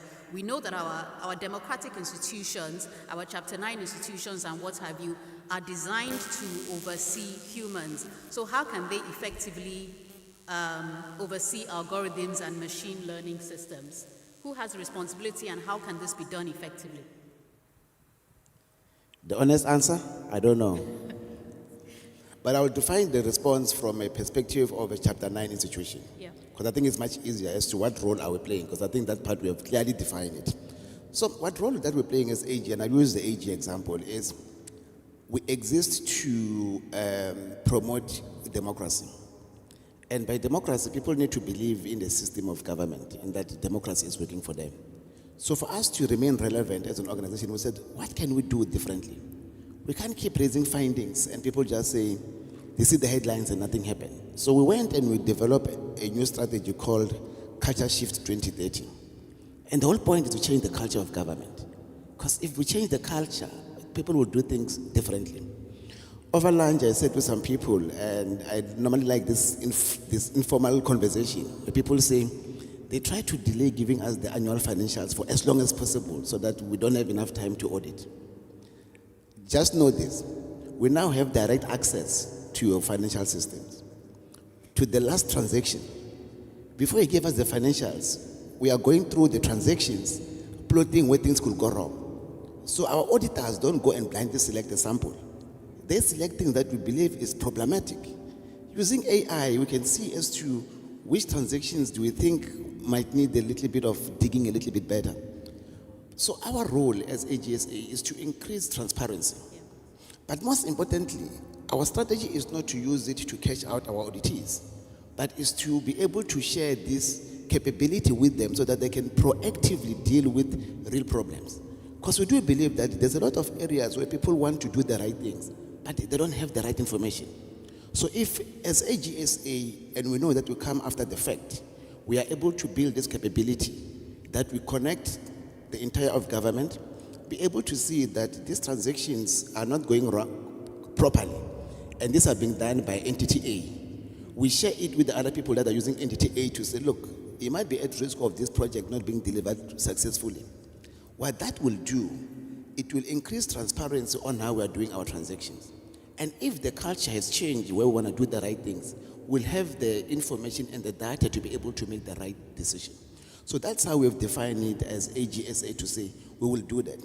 What would that do is, instead of the population not going to vote year in, year out when you go and vote, people will know that if we hold our leaders to account, because we've got the right data and they do the right thing.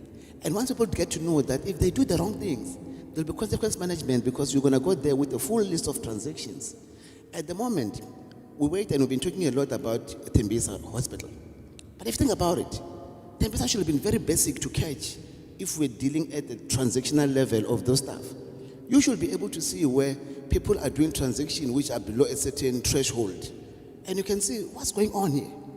And if you see that the same people are approving things to the same people, you can then easily say, guys, let's not wait until someone is dead for us to go and look into this thing.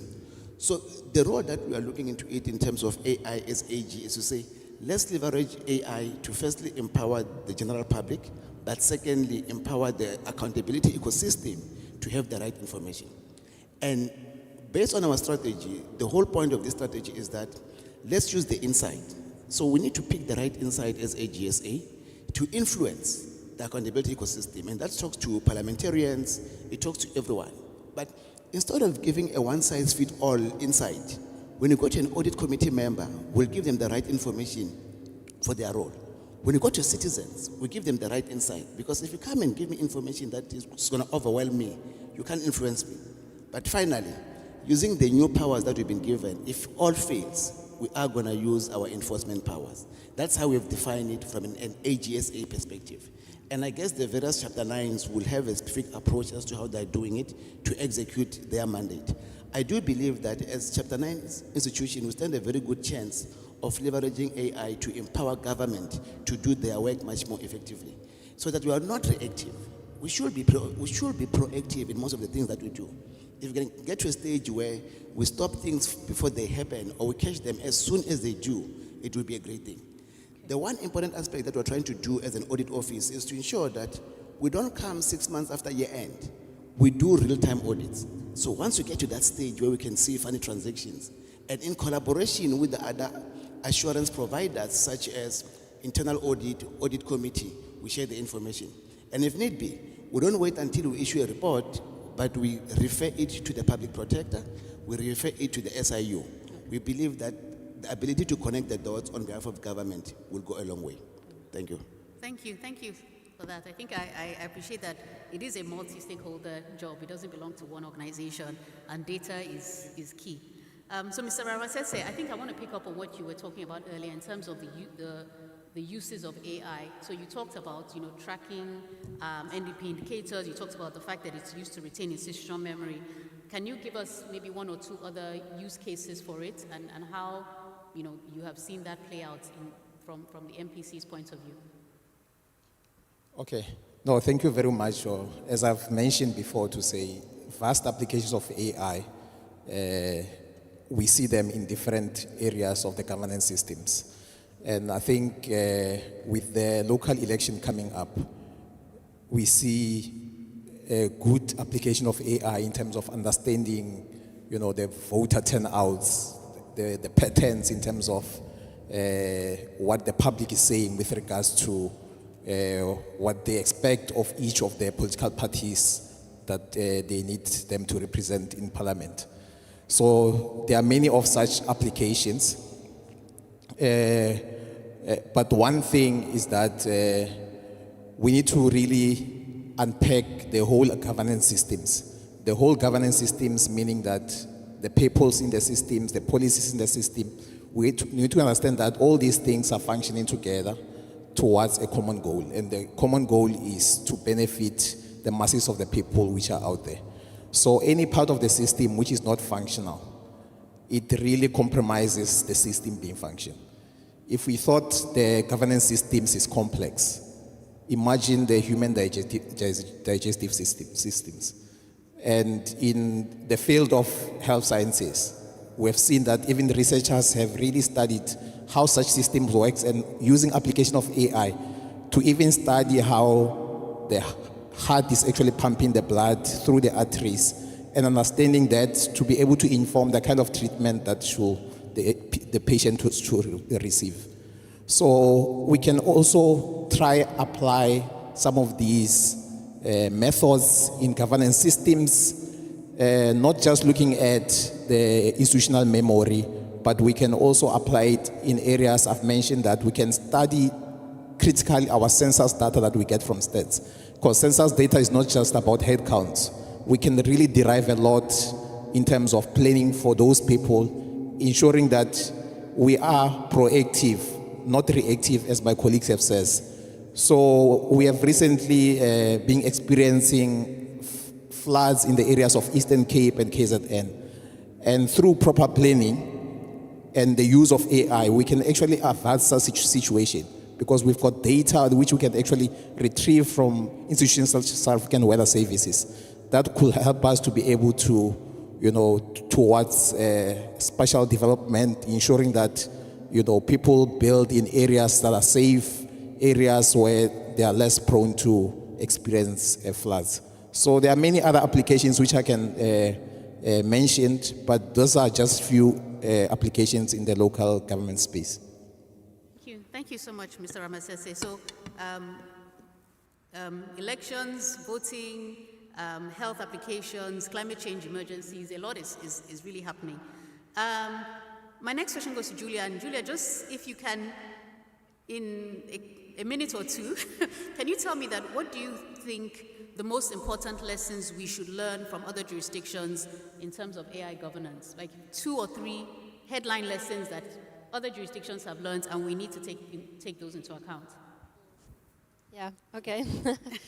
Well, I think it has already been mentioned actually. One of the important things is government institutions need to share data among themselves. Yeah, And this is not happening in a lot of countries.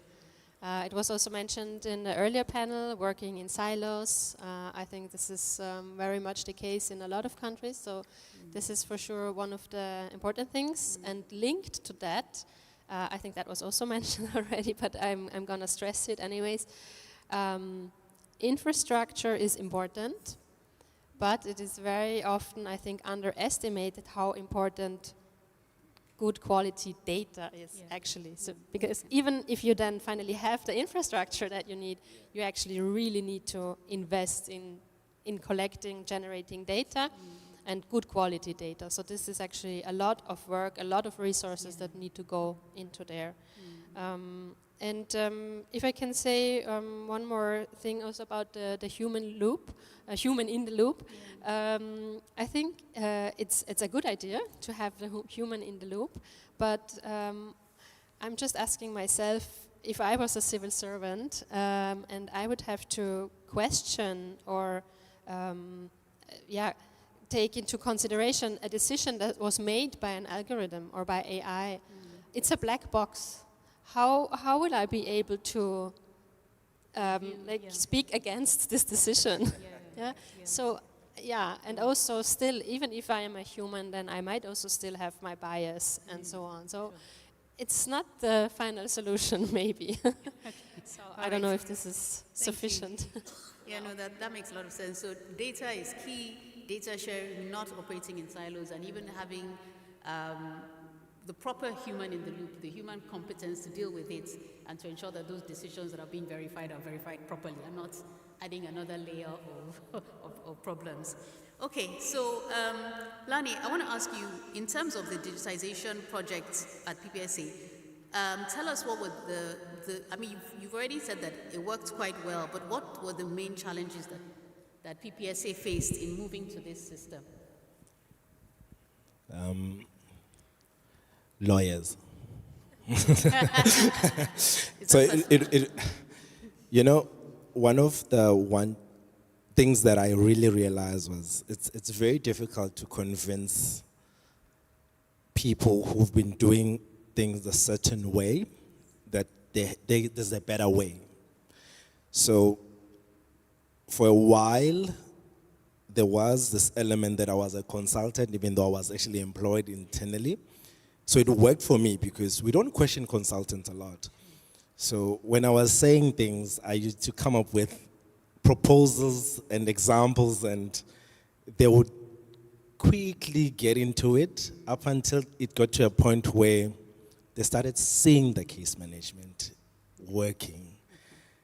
And okay, let's try it. But I want to be very clear. My executives are excellent people. Change started at the top, and there was 1% that said, okay, we'll try it. That 1% set this institution to be where it is right now. So it's important that those at the top are the first people who adopt the solution, because they should get, once they get there, rather, they are the one that convince the others, if I can do it while I'm old, you know? So that was the one thing, and I'm very, very grateful for the CEO and PP for adopting it so much so that we now own such a product that belongs to us, even the source code. And the beauty of it is that if there's a change that needs to happen, it happens internally without any cost, because we are paid to now make sure that it runs and it turns the institution to where it's supposed to be. And challenges were there in terms of infrastructure, I won't lie to you. They are still there in terms of infrastructure, not that it breaks all the time, but when a data center is down, which is where we host as the institution, we're finding it very, very difficult to operate, because we now depended on this solution so much that it makes our life easier, and the intelligence that we built on it, which is what really made it outstanding, is that we built our own business intelligence on it. We get to see the case from cradle to the grave up until it's finalized, and we have digital files. It's very interesting. When I see it, I'm chuffed around it. I'm very happy. But the staff of PPSA, I won't lie to you, Prof. They're amazing people, the ideas that they give, and we have to make sure that the solution includes the people who actually want the solution, so that they don't feel like it's your system. Yeah. That's part of change management, because they own up to it. Thank you. All right. Thank you so much for that. That's a great success story. So leadership is key. Socializing, change management are important. And of course, the infrastructure not letting us down is important. I have a couple of minutes, which I would like to open the floor. I'll take 2 questions, that's it, and then we will round up. So I see one hand already. Can we get a microphone here in front? And is there a second person in the room? No? Okay. Okay, thank you. Good afternoon, Guinaldo Cristóvão from the Ombudsman Office of Angola. This is a very important team with many interrogations, but I'd like to focus on the protection of data and the role of the Ombudsman. With one example, some weeks ago, I requested to the artificial intelligence about the biography of a colleague, and the artificial intelligence gave me the biography, and she said that well, some of this information are mine. I didn't allow this kind of information. I request to the artificial intelligence that, well, this person said that this kind of information is personal. And the artificial intelligence said, yes, she's right, but she have to claim or to complain, because I just collect and deliver this information. Yeah. This is the main issue about how to protect our data. Now, in our WhatsApp groups, we already have the artificial intelligence without our permission. When we are talking about the protection data between humans is easy. We have the laws, but as we heard, we have a lack of some policies, but not enough regulation for the artificial intelligence. How can we, even though as ombudsman, protect the citizens and ourselves from the artificial intelligence? Thank you. Thank you. Which of our panelists wants to take that question? I'll take a bit, then I'll leave it to the prof next to me. She's saying no. It's the one thing that AI can do is to look at all the sources, wherever you've posted, whatever you're posting, and it gathers it and it gives it its information.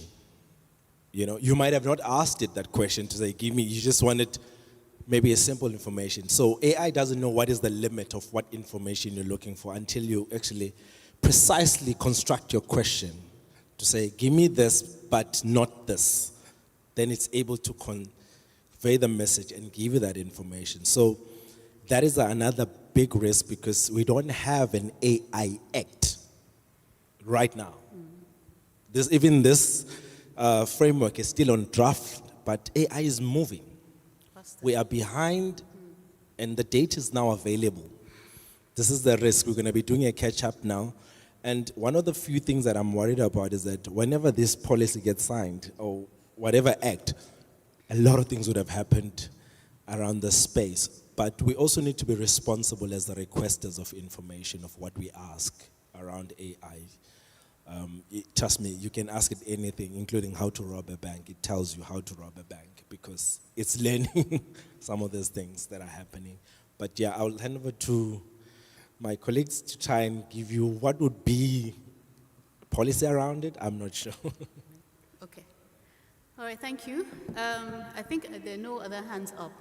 So I think I'll close the session by saying that AI is not a savior or a threat in itself. It's just a tool. And the real question is whether our democratic institutions can rise to the challenge of embedding transparency, ethics, and accountability into the DNA of digital governance.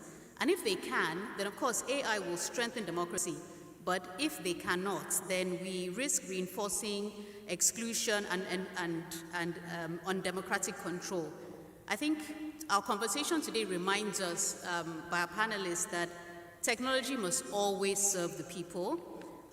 It mustn't just serve institutions or even tech companies, and it has to ensure that it's agile enough to really serve the people in that way. So our discussion today, I think, has reminded us of the truth that if our democratic institutions are to remain credible in this era, they have to adapt, they must innovate, and protect transparency, fairness, and public trust. So on behalf of PPSA, I want to thank the panelists for their insights. I want to thank you for listening and for your engagement as well. The conversation doesn't end here, and I hope that it's only the beginning, that we will engage with the policies on digital, on AI governance, and that we will do everything we can to ensure that there's accountable governance even in this age of AI. Thank you very much. Thank you.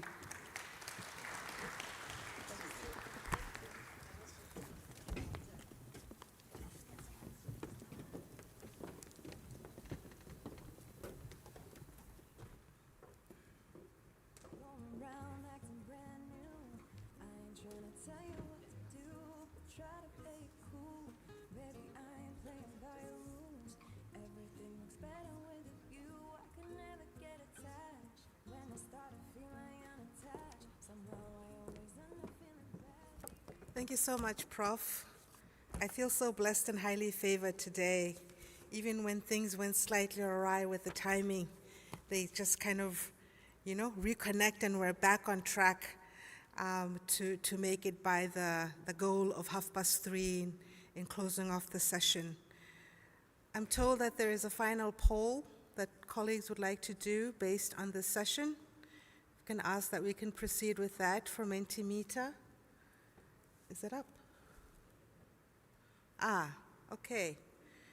So, if you can quickly jump on and respond to this first question: which of these areas will AI impact most in governance? Transparency, service delivery, data privacy, or oversight?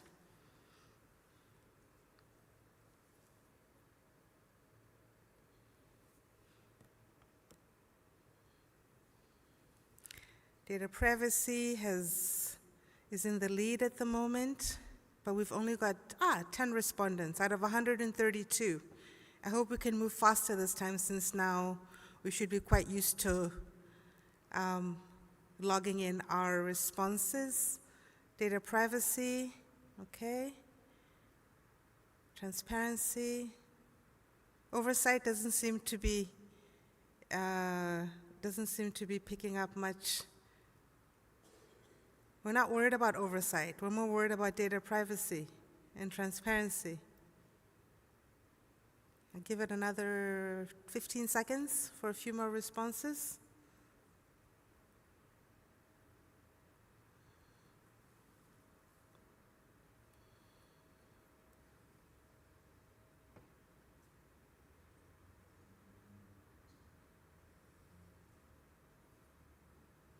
Okay, so the overwhelming sentiment is that the area of greatest concern, the area that AI will impact the most, is data privacy, followed by transparency and oversight. Very interesting results. Can we go to the second question? What is your biggest concern about AI in government? And I think this is an open-ended concern, so.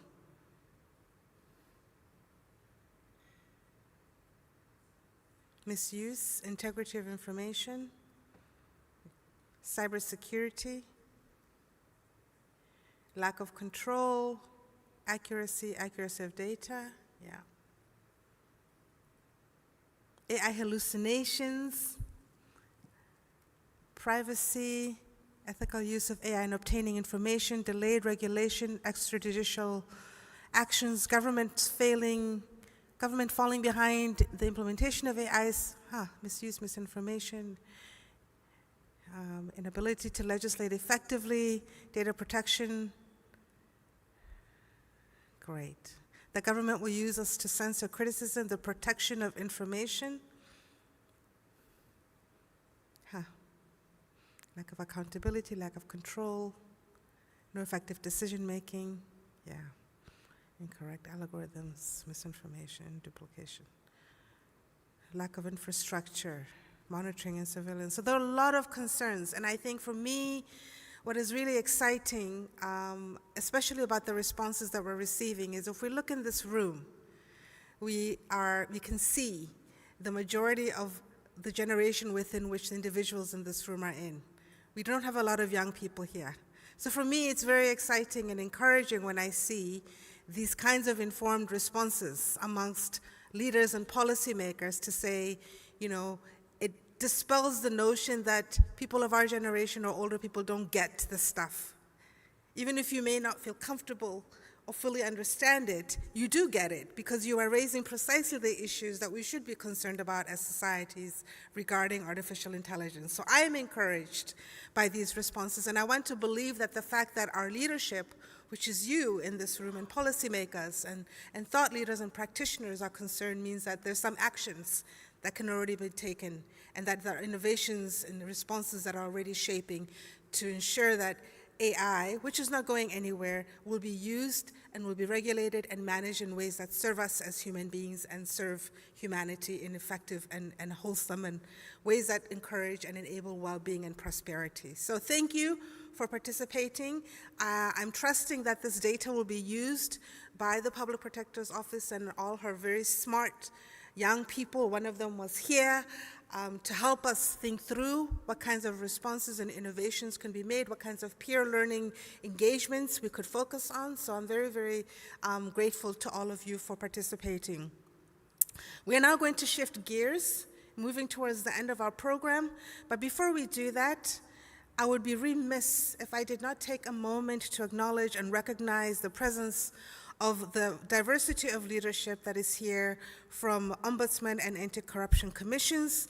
I want to particularly focus on those that are coming from the African Association of Ombuds, and including leadership from the President of the Anti-Corruption Commission in the Ombudsman's Office in Benin, the Ombudsman of Malawi, Ombuds of Angola and Uganda, Togo and Egypt. I want to recognize your leadership, your solidarity and courage in your respective countries, and as members of key African regional bodies such as the African Ombudsman Association. So we appreciate you, we recognize you, and we thank you as anti-corruption commissions and ombuds offices and public protectors for being here. With that being said, we will move to the next item on our program. We will now have a presentation of the National Integrity Charter. The National Integrity Charter is a statement of commitment which has been spearheaded by the Forum for Institutions Supporting Democracy, FICID. It is a privilege to have the chairperson of that forum here, Advocate Ntabiseng Sepanya Mokhale. Advocate Sepanya Mokhale is also the chairperson of the Commission for Gender Equality. I am so pleased to request her to come and to request the Chief Executive Officer of the Public Protector of South Africa, Ms. Thandisi Banyoni, to come, as they will be jointly, as I understand, presenting this charter. Advocate, CEO, you have the floor for what I hope will be no longer than 10 minutes. Thank you.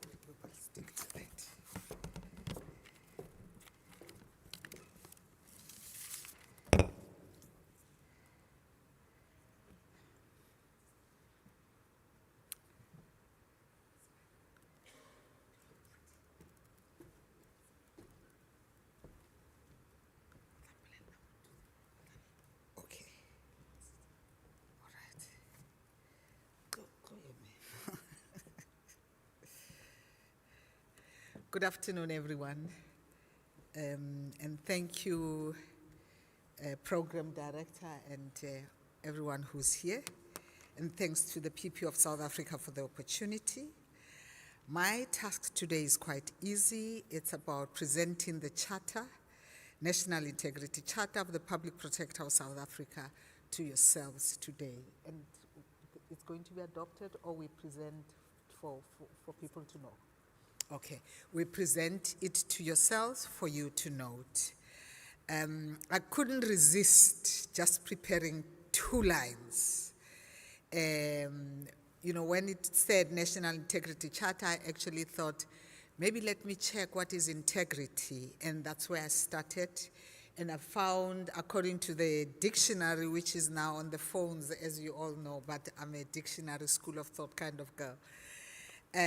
Integrity is consistently behaving honestly and ethically, adhering to strong moral principles and values, and acting with authenticity and trustworthiness, even when it's difficult or no one is watching.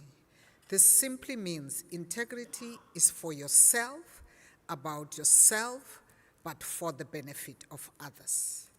Doing the right thing at all times. Being reliable about what you do for others at all times, but above all, maintaining a consistent internal character despite external pressures. So with those few opening words, I just want to say once again, thank you, PP, for making this culminate into a charter. I think for too many times, especially us in South Africa, we attend conferences and we walk away. And now you have given us something to take with, almost like a pledge that we are going to be taking forward with us. And that pledge reads as thus. The title is National Integrity Charter of the Public Protector of South Africa, 30 Years of Strengthening Constitutional Democracy and a Transformative Journey. The preamble says, as we celebrate three decades of committed service to the people of South Africa, the Public Protector South Africa recognizes that integrity remains the key foundation of effective constitutional democracy. Over the past 30 years, we have navigated a transformative journey characterized by achievements and challenges that underscore our wavering dedication to enforcing accountability, ethical governance, and justice. In celebrating the 3 decades, the Public Protector South Africa, together with international partners, PP, I wanted to point out to you that you forgot us. The C9s, together with your international partners and other watchdogs in South Africa called Chapter 9 institutions, reaffirm its unwavering commitment to integrity, accountability, and ethical governance. The Integrity Charter therefore reaffirms our resolve to uphold the core values that sustain public trust and enhance the integrity of public institutions. The Charter serves as a guiding framework for all participants, stakeholders, and institutions engaged in the conference. The Charter provides a clear framework of the principles and commitment that inspire our internal culture and shape our engagement with stakeholders and society at large. The core principles of this Integrity Charter are as follows. Number 1, combating corruption. Under combating corruption, we say there has to be an implementation of measures to prevent and combat corruption within public administration. Secondly, to unite the fight against corruption through cooperation, information sharing, and capacity building. Thirdly, advocate for robust anti-corruption frameworks and enforcement mechanism. A second pillar is actually the citizen-centric governance that will hold this Integrity Charter together. Under that, we're saying prioritize the needs, rights, and voices of citizens in governance processes, guided by the spirit of Ubuntu. Umuntu, gumuntu, ngabantu, motho ke motho ka batho, ensuring that every decision reflects empathy, dignity, and shared humanity. Secondly, under citizen-centric governance, we're saying this charter should promote inclusive participation and equitable access to justice and services. The third point under the charter, we're saying upholding constitutional democracy. Under upholding constitutional democracy, the first point we say should be to promote and protect the rule of law, human rights, and democratic values. Secondly, we're saying upholding constitutional democracy, we should strengthen institutions that safeguard democracy through collaboration and mutual support. Then we have a fourth principle that has been identified under this charter: impartiality and independence. There's no charter that can be alive and talk about integrity without actually embracing this: impartiality and independence. Under impartiality and independence, we say conducted work without interference from political, commercial, or personal interests, ensuring decisions are based solely on facts, law, and fairness.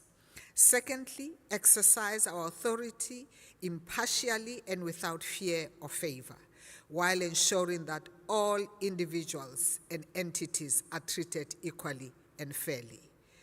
We commit to treating all individuals and entities fairly, regardless of status, affiliation, or background. Point 5, we're saying accountability and responsibility.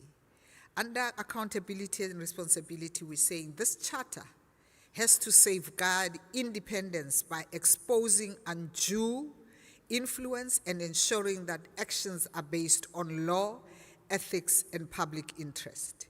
The institutions that are going to uphold and ensure the charter is brought to life must respond to public concerns and feedback, demonstrating commitment to continuous improvement and ethical service delivery.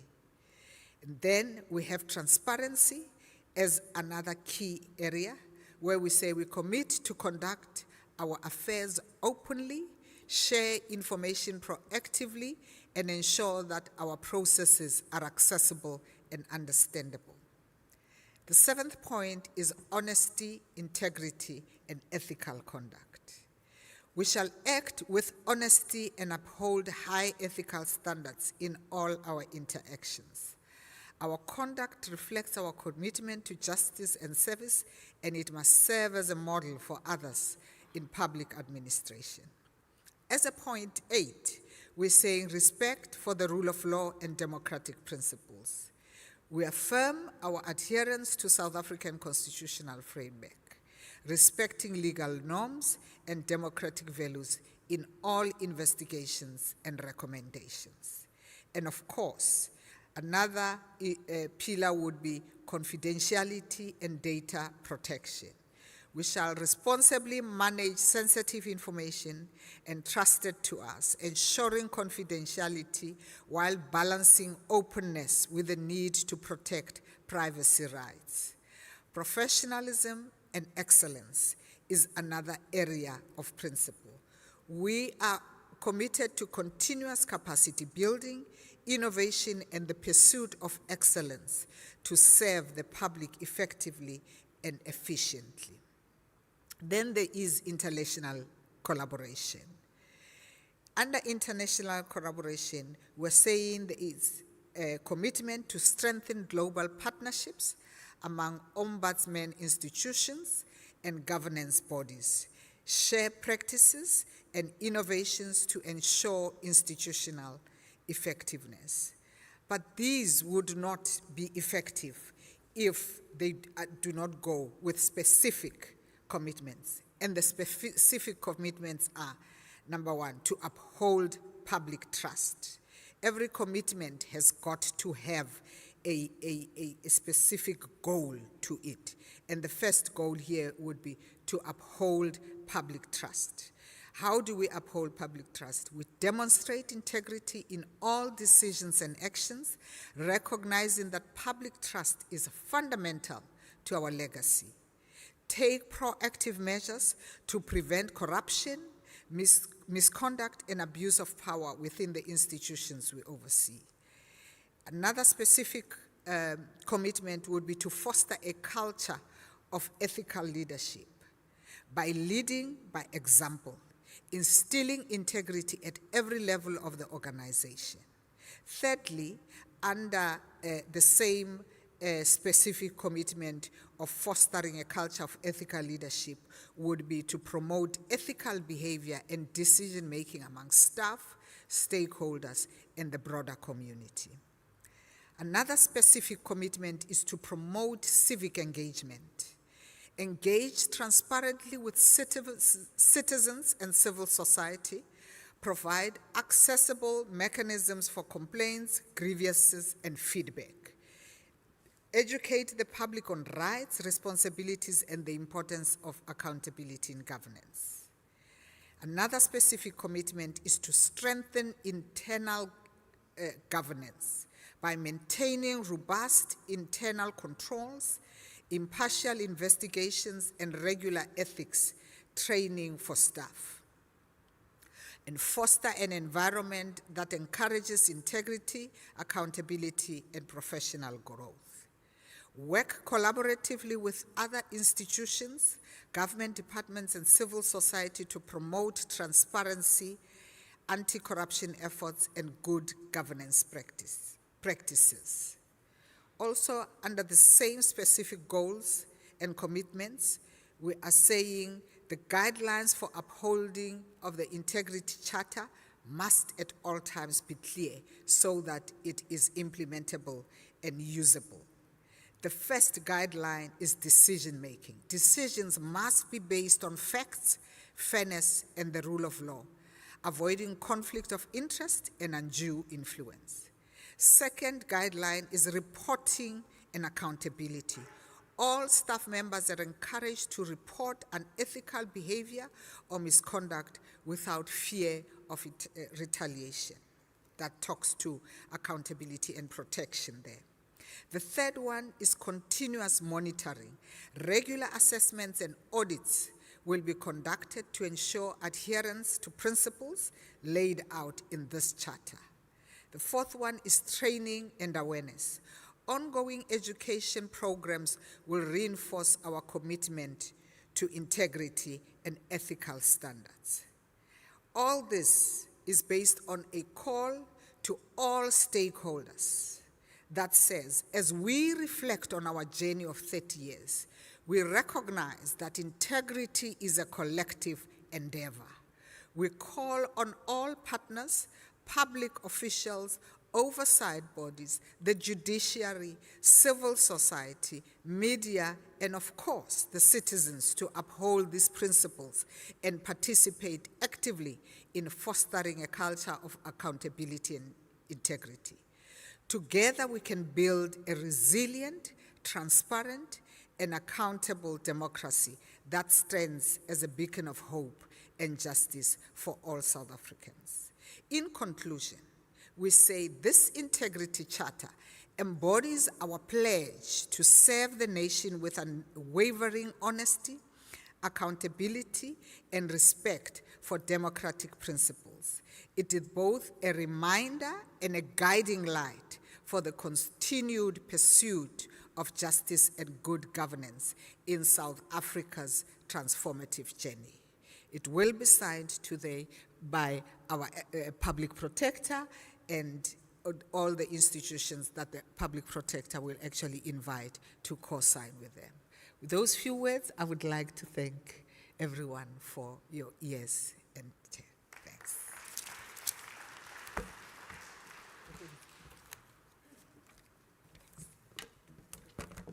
Thank you, Chairperson of the GCE. And with those few words, this is our summary of saying this is what we plan to do over the next 5 years as an institution. As the Public Protector said yesterday, we are committed to be a center of excellence in the promotion of ethics and good governance within state institutions, particularly in South Africa. But we also want to partner with all our stakeholders, both internally and outside the borders of South Africa, to ensure that we work collaboratively so that we can improve the lives of the people in our countries. So that's part of what we're going to do. But we're going to get everybody, every employee of PPSA to also pledge their support of what has been presented here, because it's not mine, it's not for the public protector, but it's for us as an institution to move forward. And we want to really approach our work. We took advice from the speakers yesterday about boldness. We are going to be independent and we are going to do our work without fear or favor. We will continue to do that. We've been doing that, but we're determined to continue to do that. We'll be driven by ethics in whatever we do to avoid litigation as well, because people can see if your report is sort of biased. So if you don't have ethics, if you're not ethical enough, you might be tempted to take sides when you do investigation. But what drives us and what is going to continue to drive us is ethics in our dealings with everybody. There was an outcry from, I think it was from one of the members of the legislature, that there's passive citizenry in South Africa. We want to educate our stakeholders. We're going to take this opportunity over the next 5 years to go out to our communities, and I want to encourage all other institutions to do the same. We need to educate our people to be active. It cannot be that their citizenry only happens every 5 years when they go and cast the ballot. But throughout the 5 years, the administration of those people that they've put in place, they need to continue to play an active role to make sure that government and all state institutions are accountable for their actions. And we want to be impactful. And we are going to take those that we investigate, our respondent organs of state, we're going to take them by the hand, because it's only if they implement our remedial action that we can be impactful. So we believe in the power of influence now. It's no more a question of, oh, we have remedial action, you must do as I tell you otherwise. But we want to influence them. We want people to see reason why they need to do things differently and how that is going to benefit them as institutions as well as benefit the person who's supposed to get those services. So those are some of the things that we want to do, and our partnerships, as I say, are going to continue both internally and globally. And we're hoping that we will get the necessary support that we require from all of you as our stakeholders, because you play a very critical role in ensuring that we are successful as an institution. Thank you very much.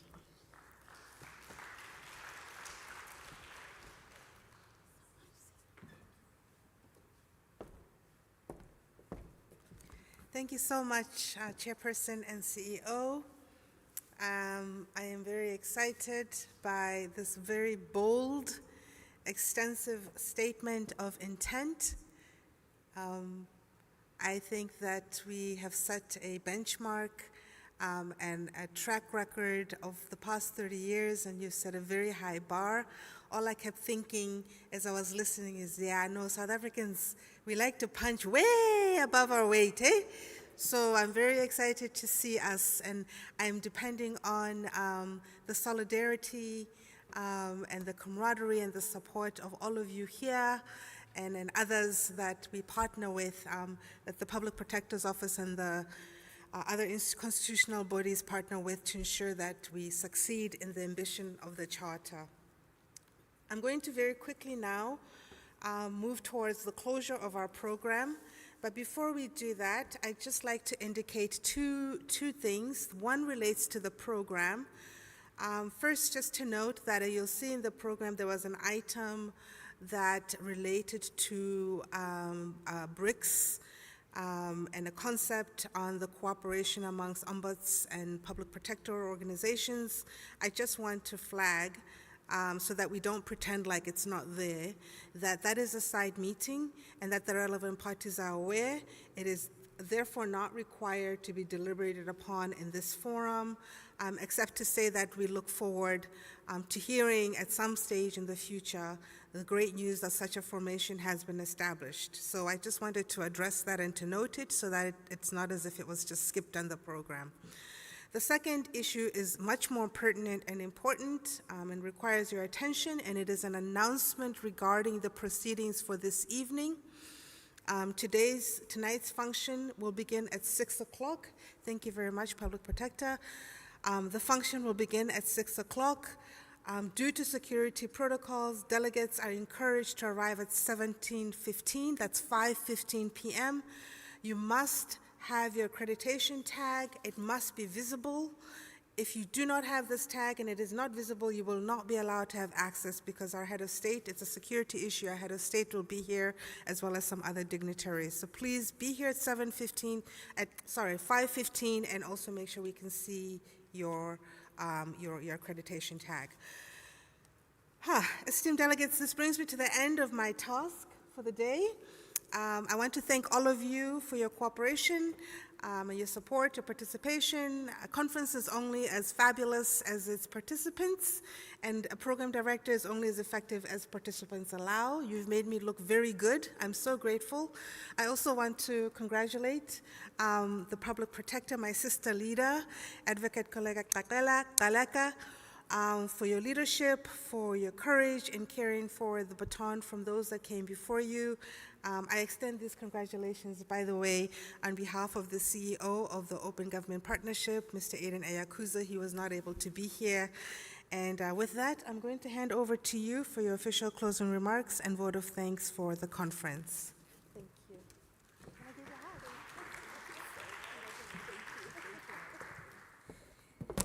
A special thank you to Program Director Khutazo. Khutazo is my former colleague. I worked with her at the Department of Public Service and Administration, and they say in life it's always good not to burn bridges because you would always need that bridge to cross over. And thank you so much that we have kept this bridge stable so that when this day came, we were able to both cross towards one another and be able to actually contribute to the success of this conference.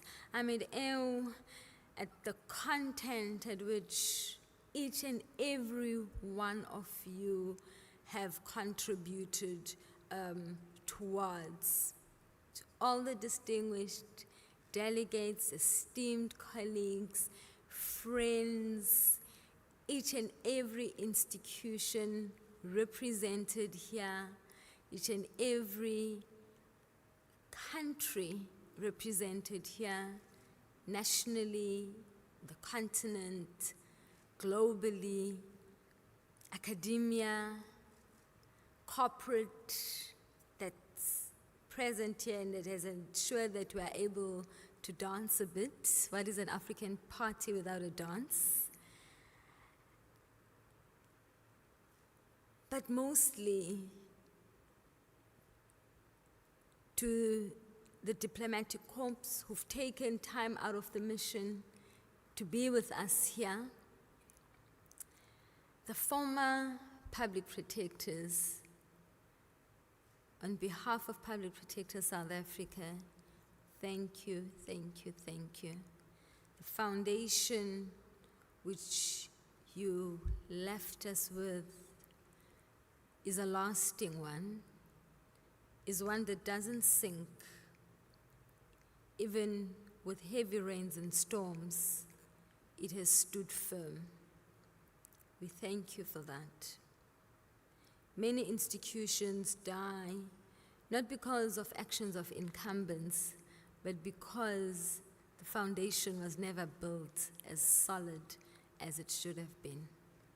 The work which you carried out over the years at Public Protector South Africa will never go unnoticed. Even generations that would come after us, they would know that there were giants like yourselves who gave up everything to serve the people of South Africa, to ensure that their voices are heard, to ensure that there's a redress to the prejudices that they've suffered in the past and the prejudices that they continue to suffer today.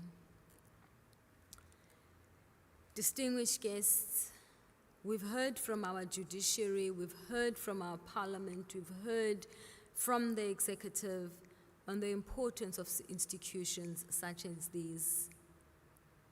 Mediators, ombudsman, anti-corruption institutions, and their collaboration with civil society, academia, and all role players in the building of our democracies across the globe.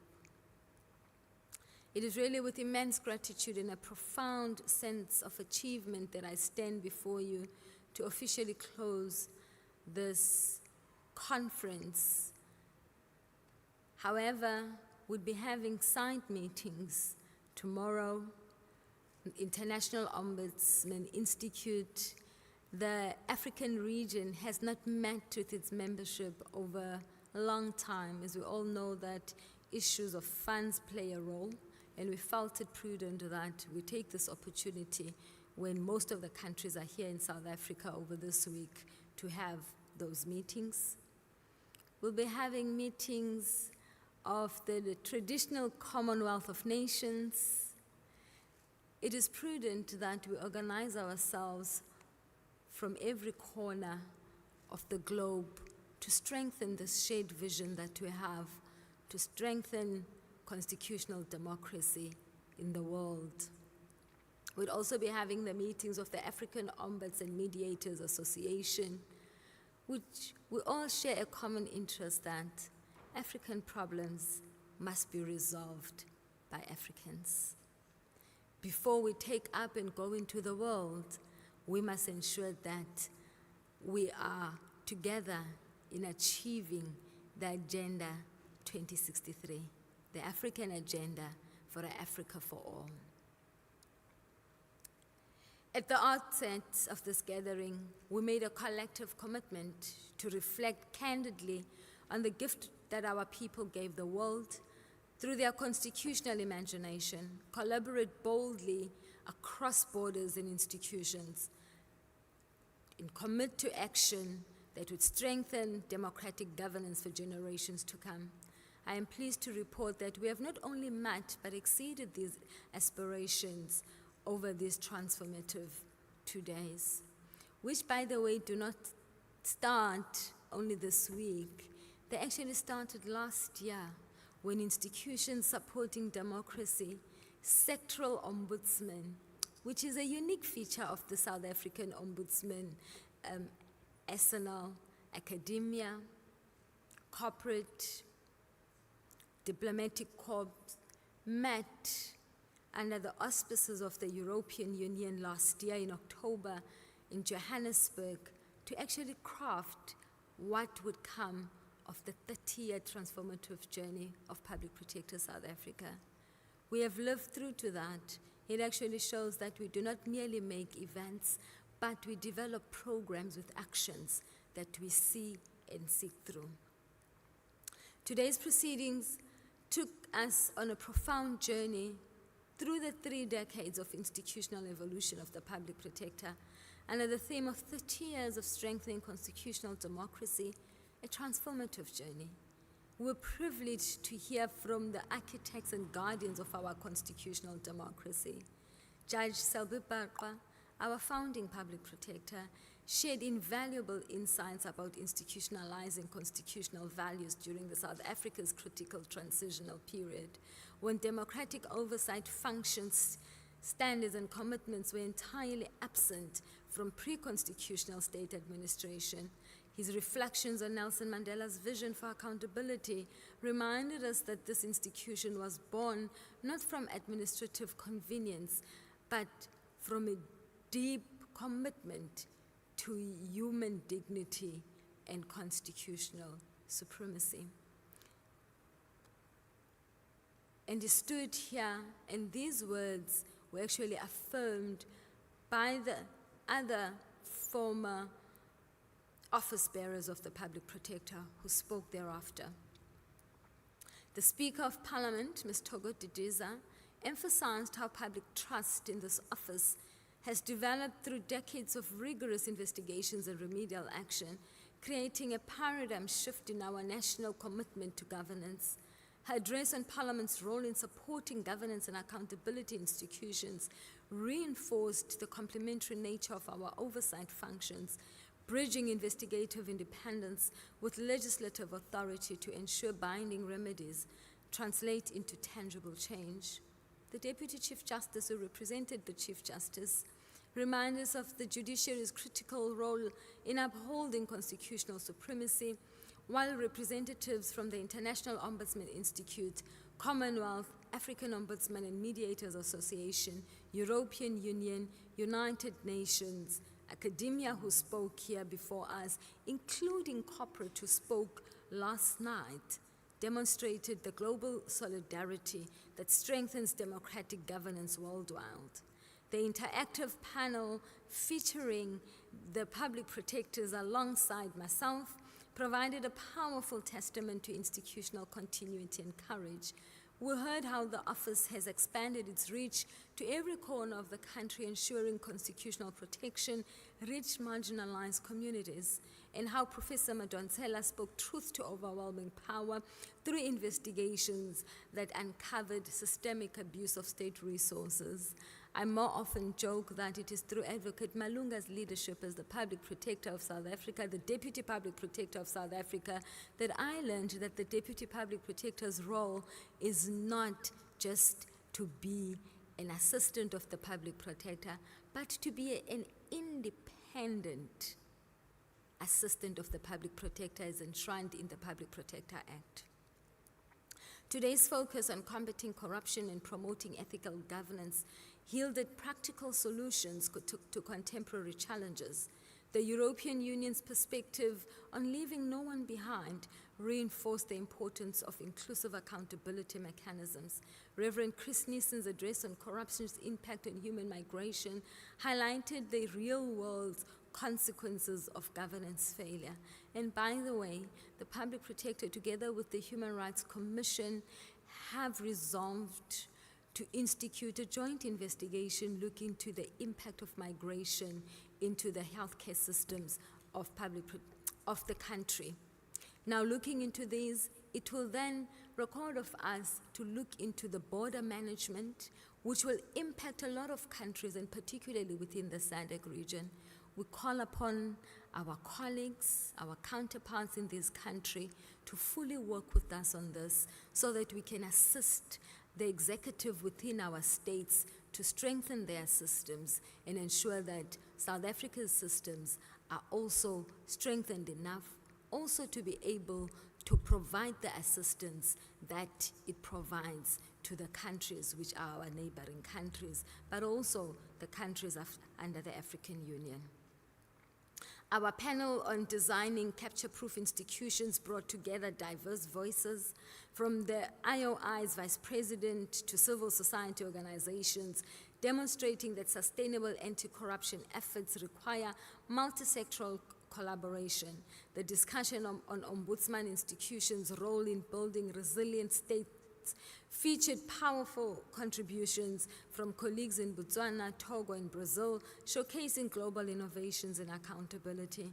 We appreciate the valuable contributions made regarding using mobile compliant vans and digital systems to increase rural access and transparency, the discussion on restoring public trust after reputational damage, and the call for visible prosecution of corrupt officials, enhance public engagement and digitization of public systems to improve transparency and accountability. This afternoon's exploration of governance in the era of artificial intelligence challenged us to adopt our oversight mechanisms for digital democracy, ensuring transparency and accountability in government processes remain robust in the technological era. I extend heartfelt thanks to our distinguished guests, speakers, panelists, participants, whose insights and presence here have enriched our understanding and resolve. From Judge Barqa's foundational wisdom to Ms. Caroline Sokoni's continental perspective, advocating for ethical governance in Africa, from the transformative testimonies about fighting state capture and the international solidarity demonstrated by the IOI, Commonwealth, European Union, and United Nations, your contributions form the intellectual foundation upon which we will build the next chapter. I want to make a distinguished thank you to Judge Barqa. Siyabulela Bongwen. May God extend your years on earth and that you continue to be the fountain at which we can quench our thirst as the public protector. Thank you very much.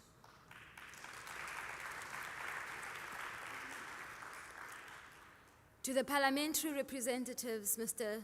Songezo Zibi, Dr. Musi Maiman, and Mr. Xola Nqola, thank you for demonstrating the importance of collaboration between our institution and parliamentary oversight structures. Your commitment to strengthening the complementary roles of Parliament and Ombudsman institutions ensures that our collective oversight efforts translate into meaningful change. These panel contributions collectively underscore the importance of transparency, accountability, innovation, ethical leadership, inclusion, and the reinforcement of democratic institutions in the fight against corruption and in promoting good governance across diverse contexts. You have underscored the vital importance of ethical leadership, constitutionalism, and technological innovation in advancing transparency and justice. While we acknowledge ongoing challenges, including resource constraints and the need for legislative reforms, these must not deter us from our mission to serve the public without fear or favor. As we close this two-day session of reflection and foresight, we renew our collective dedication to protecting the vulnerable, fighting corruption, and ensuring the delivery of justice and accountability to all South Africans. The challenges ahead are significant, but our resolve is strengthened by these proceedings and is thus greater. The networks forged here, the knowledge shared, and the commitments made will guide our work in the years ahead, whether through enhanced parliamentary oversight, innovative anti-corruption strategies, or adaptive governance mechanisms for the digital age. This conference has equipped us with both vision and practical tools for the journey forward. My sincerest appreciation to the program directors, Ms. Nompendulo Mkhatshwa, who is a youngster. By the way, I believe in giving young people the opportunity. I believe in generational mix. And what we've demonstrated today by the respect that we've garnered and gave to the program director, despite of age, to some of our participants here, Mr. Philani Mkhize, who is, by the way, the business developer for Public Protector South Africa. All of this digitally, the online packages and all, has been done by him and the team that he works with, which is a very young team in our communications department, led by Mr. Ndili Msoki. All of these young people are below the age of 35.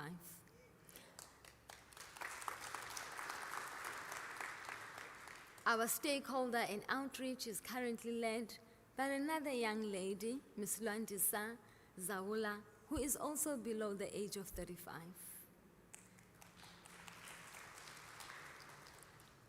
And this doesn't mean that those older, like myself, did not do anything. And thank you, CEO, and Mr. Gumbi Kelela, the lead elders, for allowing these young people to flourish. The future of our institution doesn't lie with us, but it lies with the generations that come after us. And in them, and in the path that you continue to show them and lead them in, is testament that this institution will not only last solid for 30 years to come, but for more and more years to come, because it would have people who've got institutional memory to take it forward. Special thanks to Ms. Kgothatso Semela, all facilitators who are here today, the Cape Town International Convention Center. Thank you for your hospitality. You treated all of us with so much courtesy and love. And the technical teams who worked tirelessly to provide seamless execution of this transformative event. My sincerest thanks goes to civil society, the clergy stayed here throughout today, colleagues from Chapter 9 and 10 institutions, international partners, national partners, your commitment to uphold South Africa's constitutional democracy and reinforcing the independence of the Office of the Public Protector. To our valued sponsors and strategic partners, Metropolitan, the European Union, Standard Bank of South Africa, the Commonwealth, the F.W. de Klerk Foundation, represented by Umamo Eleta de Klerk, who continues the legacy left by the last president of the apartheid regime, which was a transitional one that even earned him the Nobel Peace Prize together with the first president of the democratic regime. Without reconciliation, there's nowhere that nations can go to. The City of Cape Town, the International Ombuds Institute, the African Ombuds and Mediators Association, and each and every one of you aligned brand and values with this mission. Thank you for your assistance in enabling this inclusive, high-caliber conference. To the CEO of Public Protectors South Africa, Ms. Thandi Sibanyoni, and the entire team, the COO, Ms. Nelisiwe Nkabinde, the executives, our senior managers, middle managers, each and every staff member of Public Protector South Africa, the security team, you have demonstrated exceptional dedication in planning and delivering this conference with precision and purpose. Your behind-the-scenes excellence made every moment possible. A special thank you to our Head of Legal and Knowledge Management, Advocate Niels van der Merwe. Judge Paqa, he was there during your time as well. He is still here. He's still the engine of this institution. He couldn't be with us. He got injured. I think he's forgetting that times are also evolving. Our ages are also evolving. So he got himself injured. But even though he is sitting at home, he couldn't be with us today, personally, he is here through his work. He is delivering and depositing work into our nerve center as we are here today. A special thanks really to the Public Protector team. I am not an easy person to work with. I even correct my own corrections. That's how difficult I am. I even struggle with myself. Being a type A personality, it is even difficult for me to deal with me. And I can only imagine how it is for you to deal with me. But even then, you approach your work with vigor. Advocate Malunga said to me during lunchtime, he's never seen the Public Protector team so happy. And I'm happy that you are happy. It is with joy that you must be in order to deliver the services to the people. You cannot execute your work optimally if you are not in a good space. Thank you, CEO, for thriving. Thank you, COO, for thriving to create an environment within Public Protector South Africa that is conducive for those who do the most difficult work in the country. Statistics are out there, not just in our country reports, but in international reports, that those who deal with investigative work are the most stressed and the most pressured in the world. Therefore, it is upon us who lead this institution, and I call upon you, friends and colleagues, that even in that aspect of employee wellness, we are there to share the best experiences that have turned around how the institution and the workers of the institution carry themselves ethically, but also in terms of the morale that they carry. But again, it starts with each and every one of us to create the environment which we want to flourish in. Distinguished guests, when you return to your respective countries and institutions, of course, not without attending the dinner tonight. It is a cocktail dinner where the President of the Republic of South Africa will be delivering his speech to officially close this conference.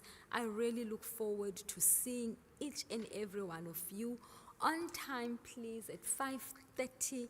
All of us, please let us be here in our best suits and dresses and pants and skirts. One thing I still say about equality, no matter what the equality, I think women, let's still keep our pants and dresses. That is the advantage we have over men. You carry with you not just the knowledge gained today, but the responsibility to implement the insights shared. May we continue to work together with integrity and courage and hope as we navigate the next 30 years of strengthening constitutional democracy. Those who've worked with me in the minimal of years that you've known me in the international platforms know that I do not keep quiet of the resolutions that we've made yesterday for us to implement not only today but in the future. And therefore, this national charter is also going to find resonance in our agenda in the African and also in the global meetings and gatherings which we hold. With this, I officially close the Public Protector South Africa's 30-year anniversary international meeting and not the conference. The conference will be closed by the President tonight. Thank you for joining us on this transformative journey towards a more accountable, ethical, and just world. In my culture, it said, in every mcimbi, there are toes that you sometimes step on as you rush to make things right. If we have stepped or I have stepped on anyone's toes during this period, I apologize profusely. It was never intended, but within the pressure of trying to make sure that everything goes right, some things slip, some things become forgetful. But please, our hearts as Public Protector South Africa and our minds as Public Protector South Africa and our energies are not just with our nation, but they are with the continent and they are with the globe. And please, we do have some excursions which we have planned. Now, unfortunately, Cape Town is called the city with 5 seasons. We had planned the Robben Island because we felt that it is prudent that we remind ourselves of the journey traversed by our forebears for the democracy which we enjoy today. We had also planned to go to the Table Mountain. However, we've received a notification that because of the weather, we would not be able to do so. So we have arranged other ways in order for you to see our beautiful city of Cape Town and at least say to your families that South Africa is a beautiful country. South Africa is a country to invest in. It is not just beautiful for South Africa, it is beautiful for Africa and it is beautiful for the globe.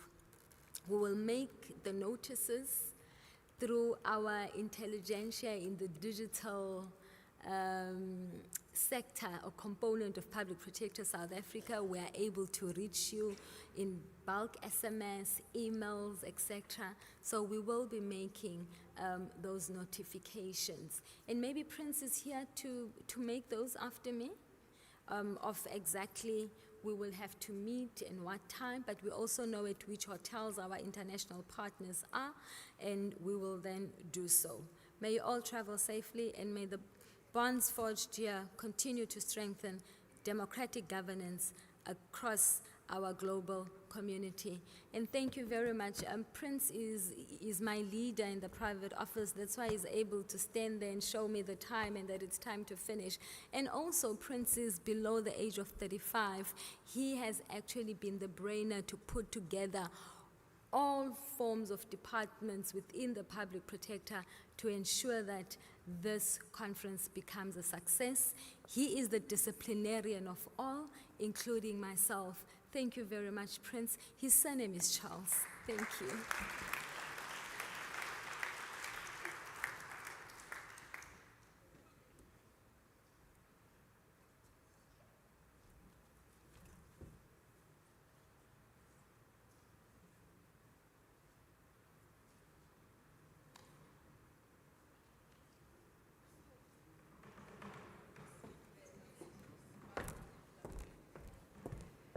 Ladies and gentlemen, I think in her enthusiasm, the Public Protector forgot to tell you that you're all excused. We'll see you at 5:15.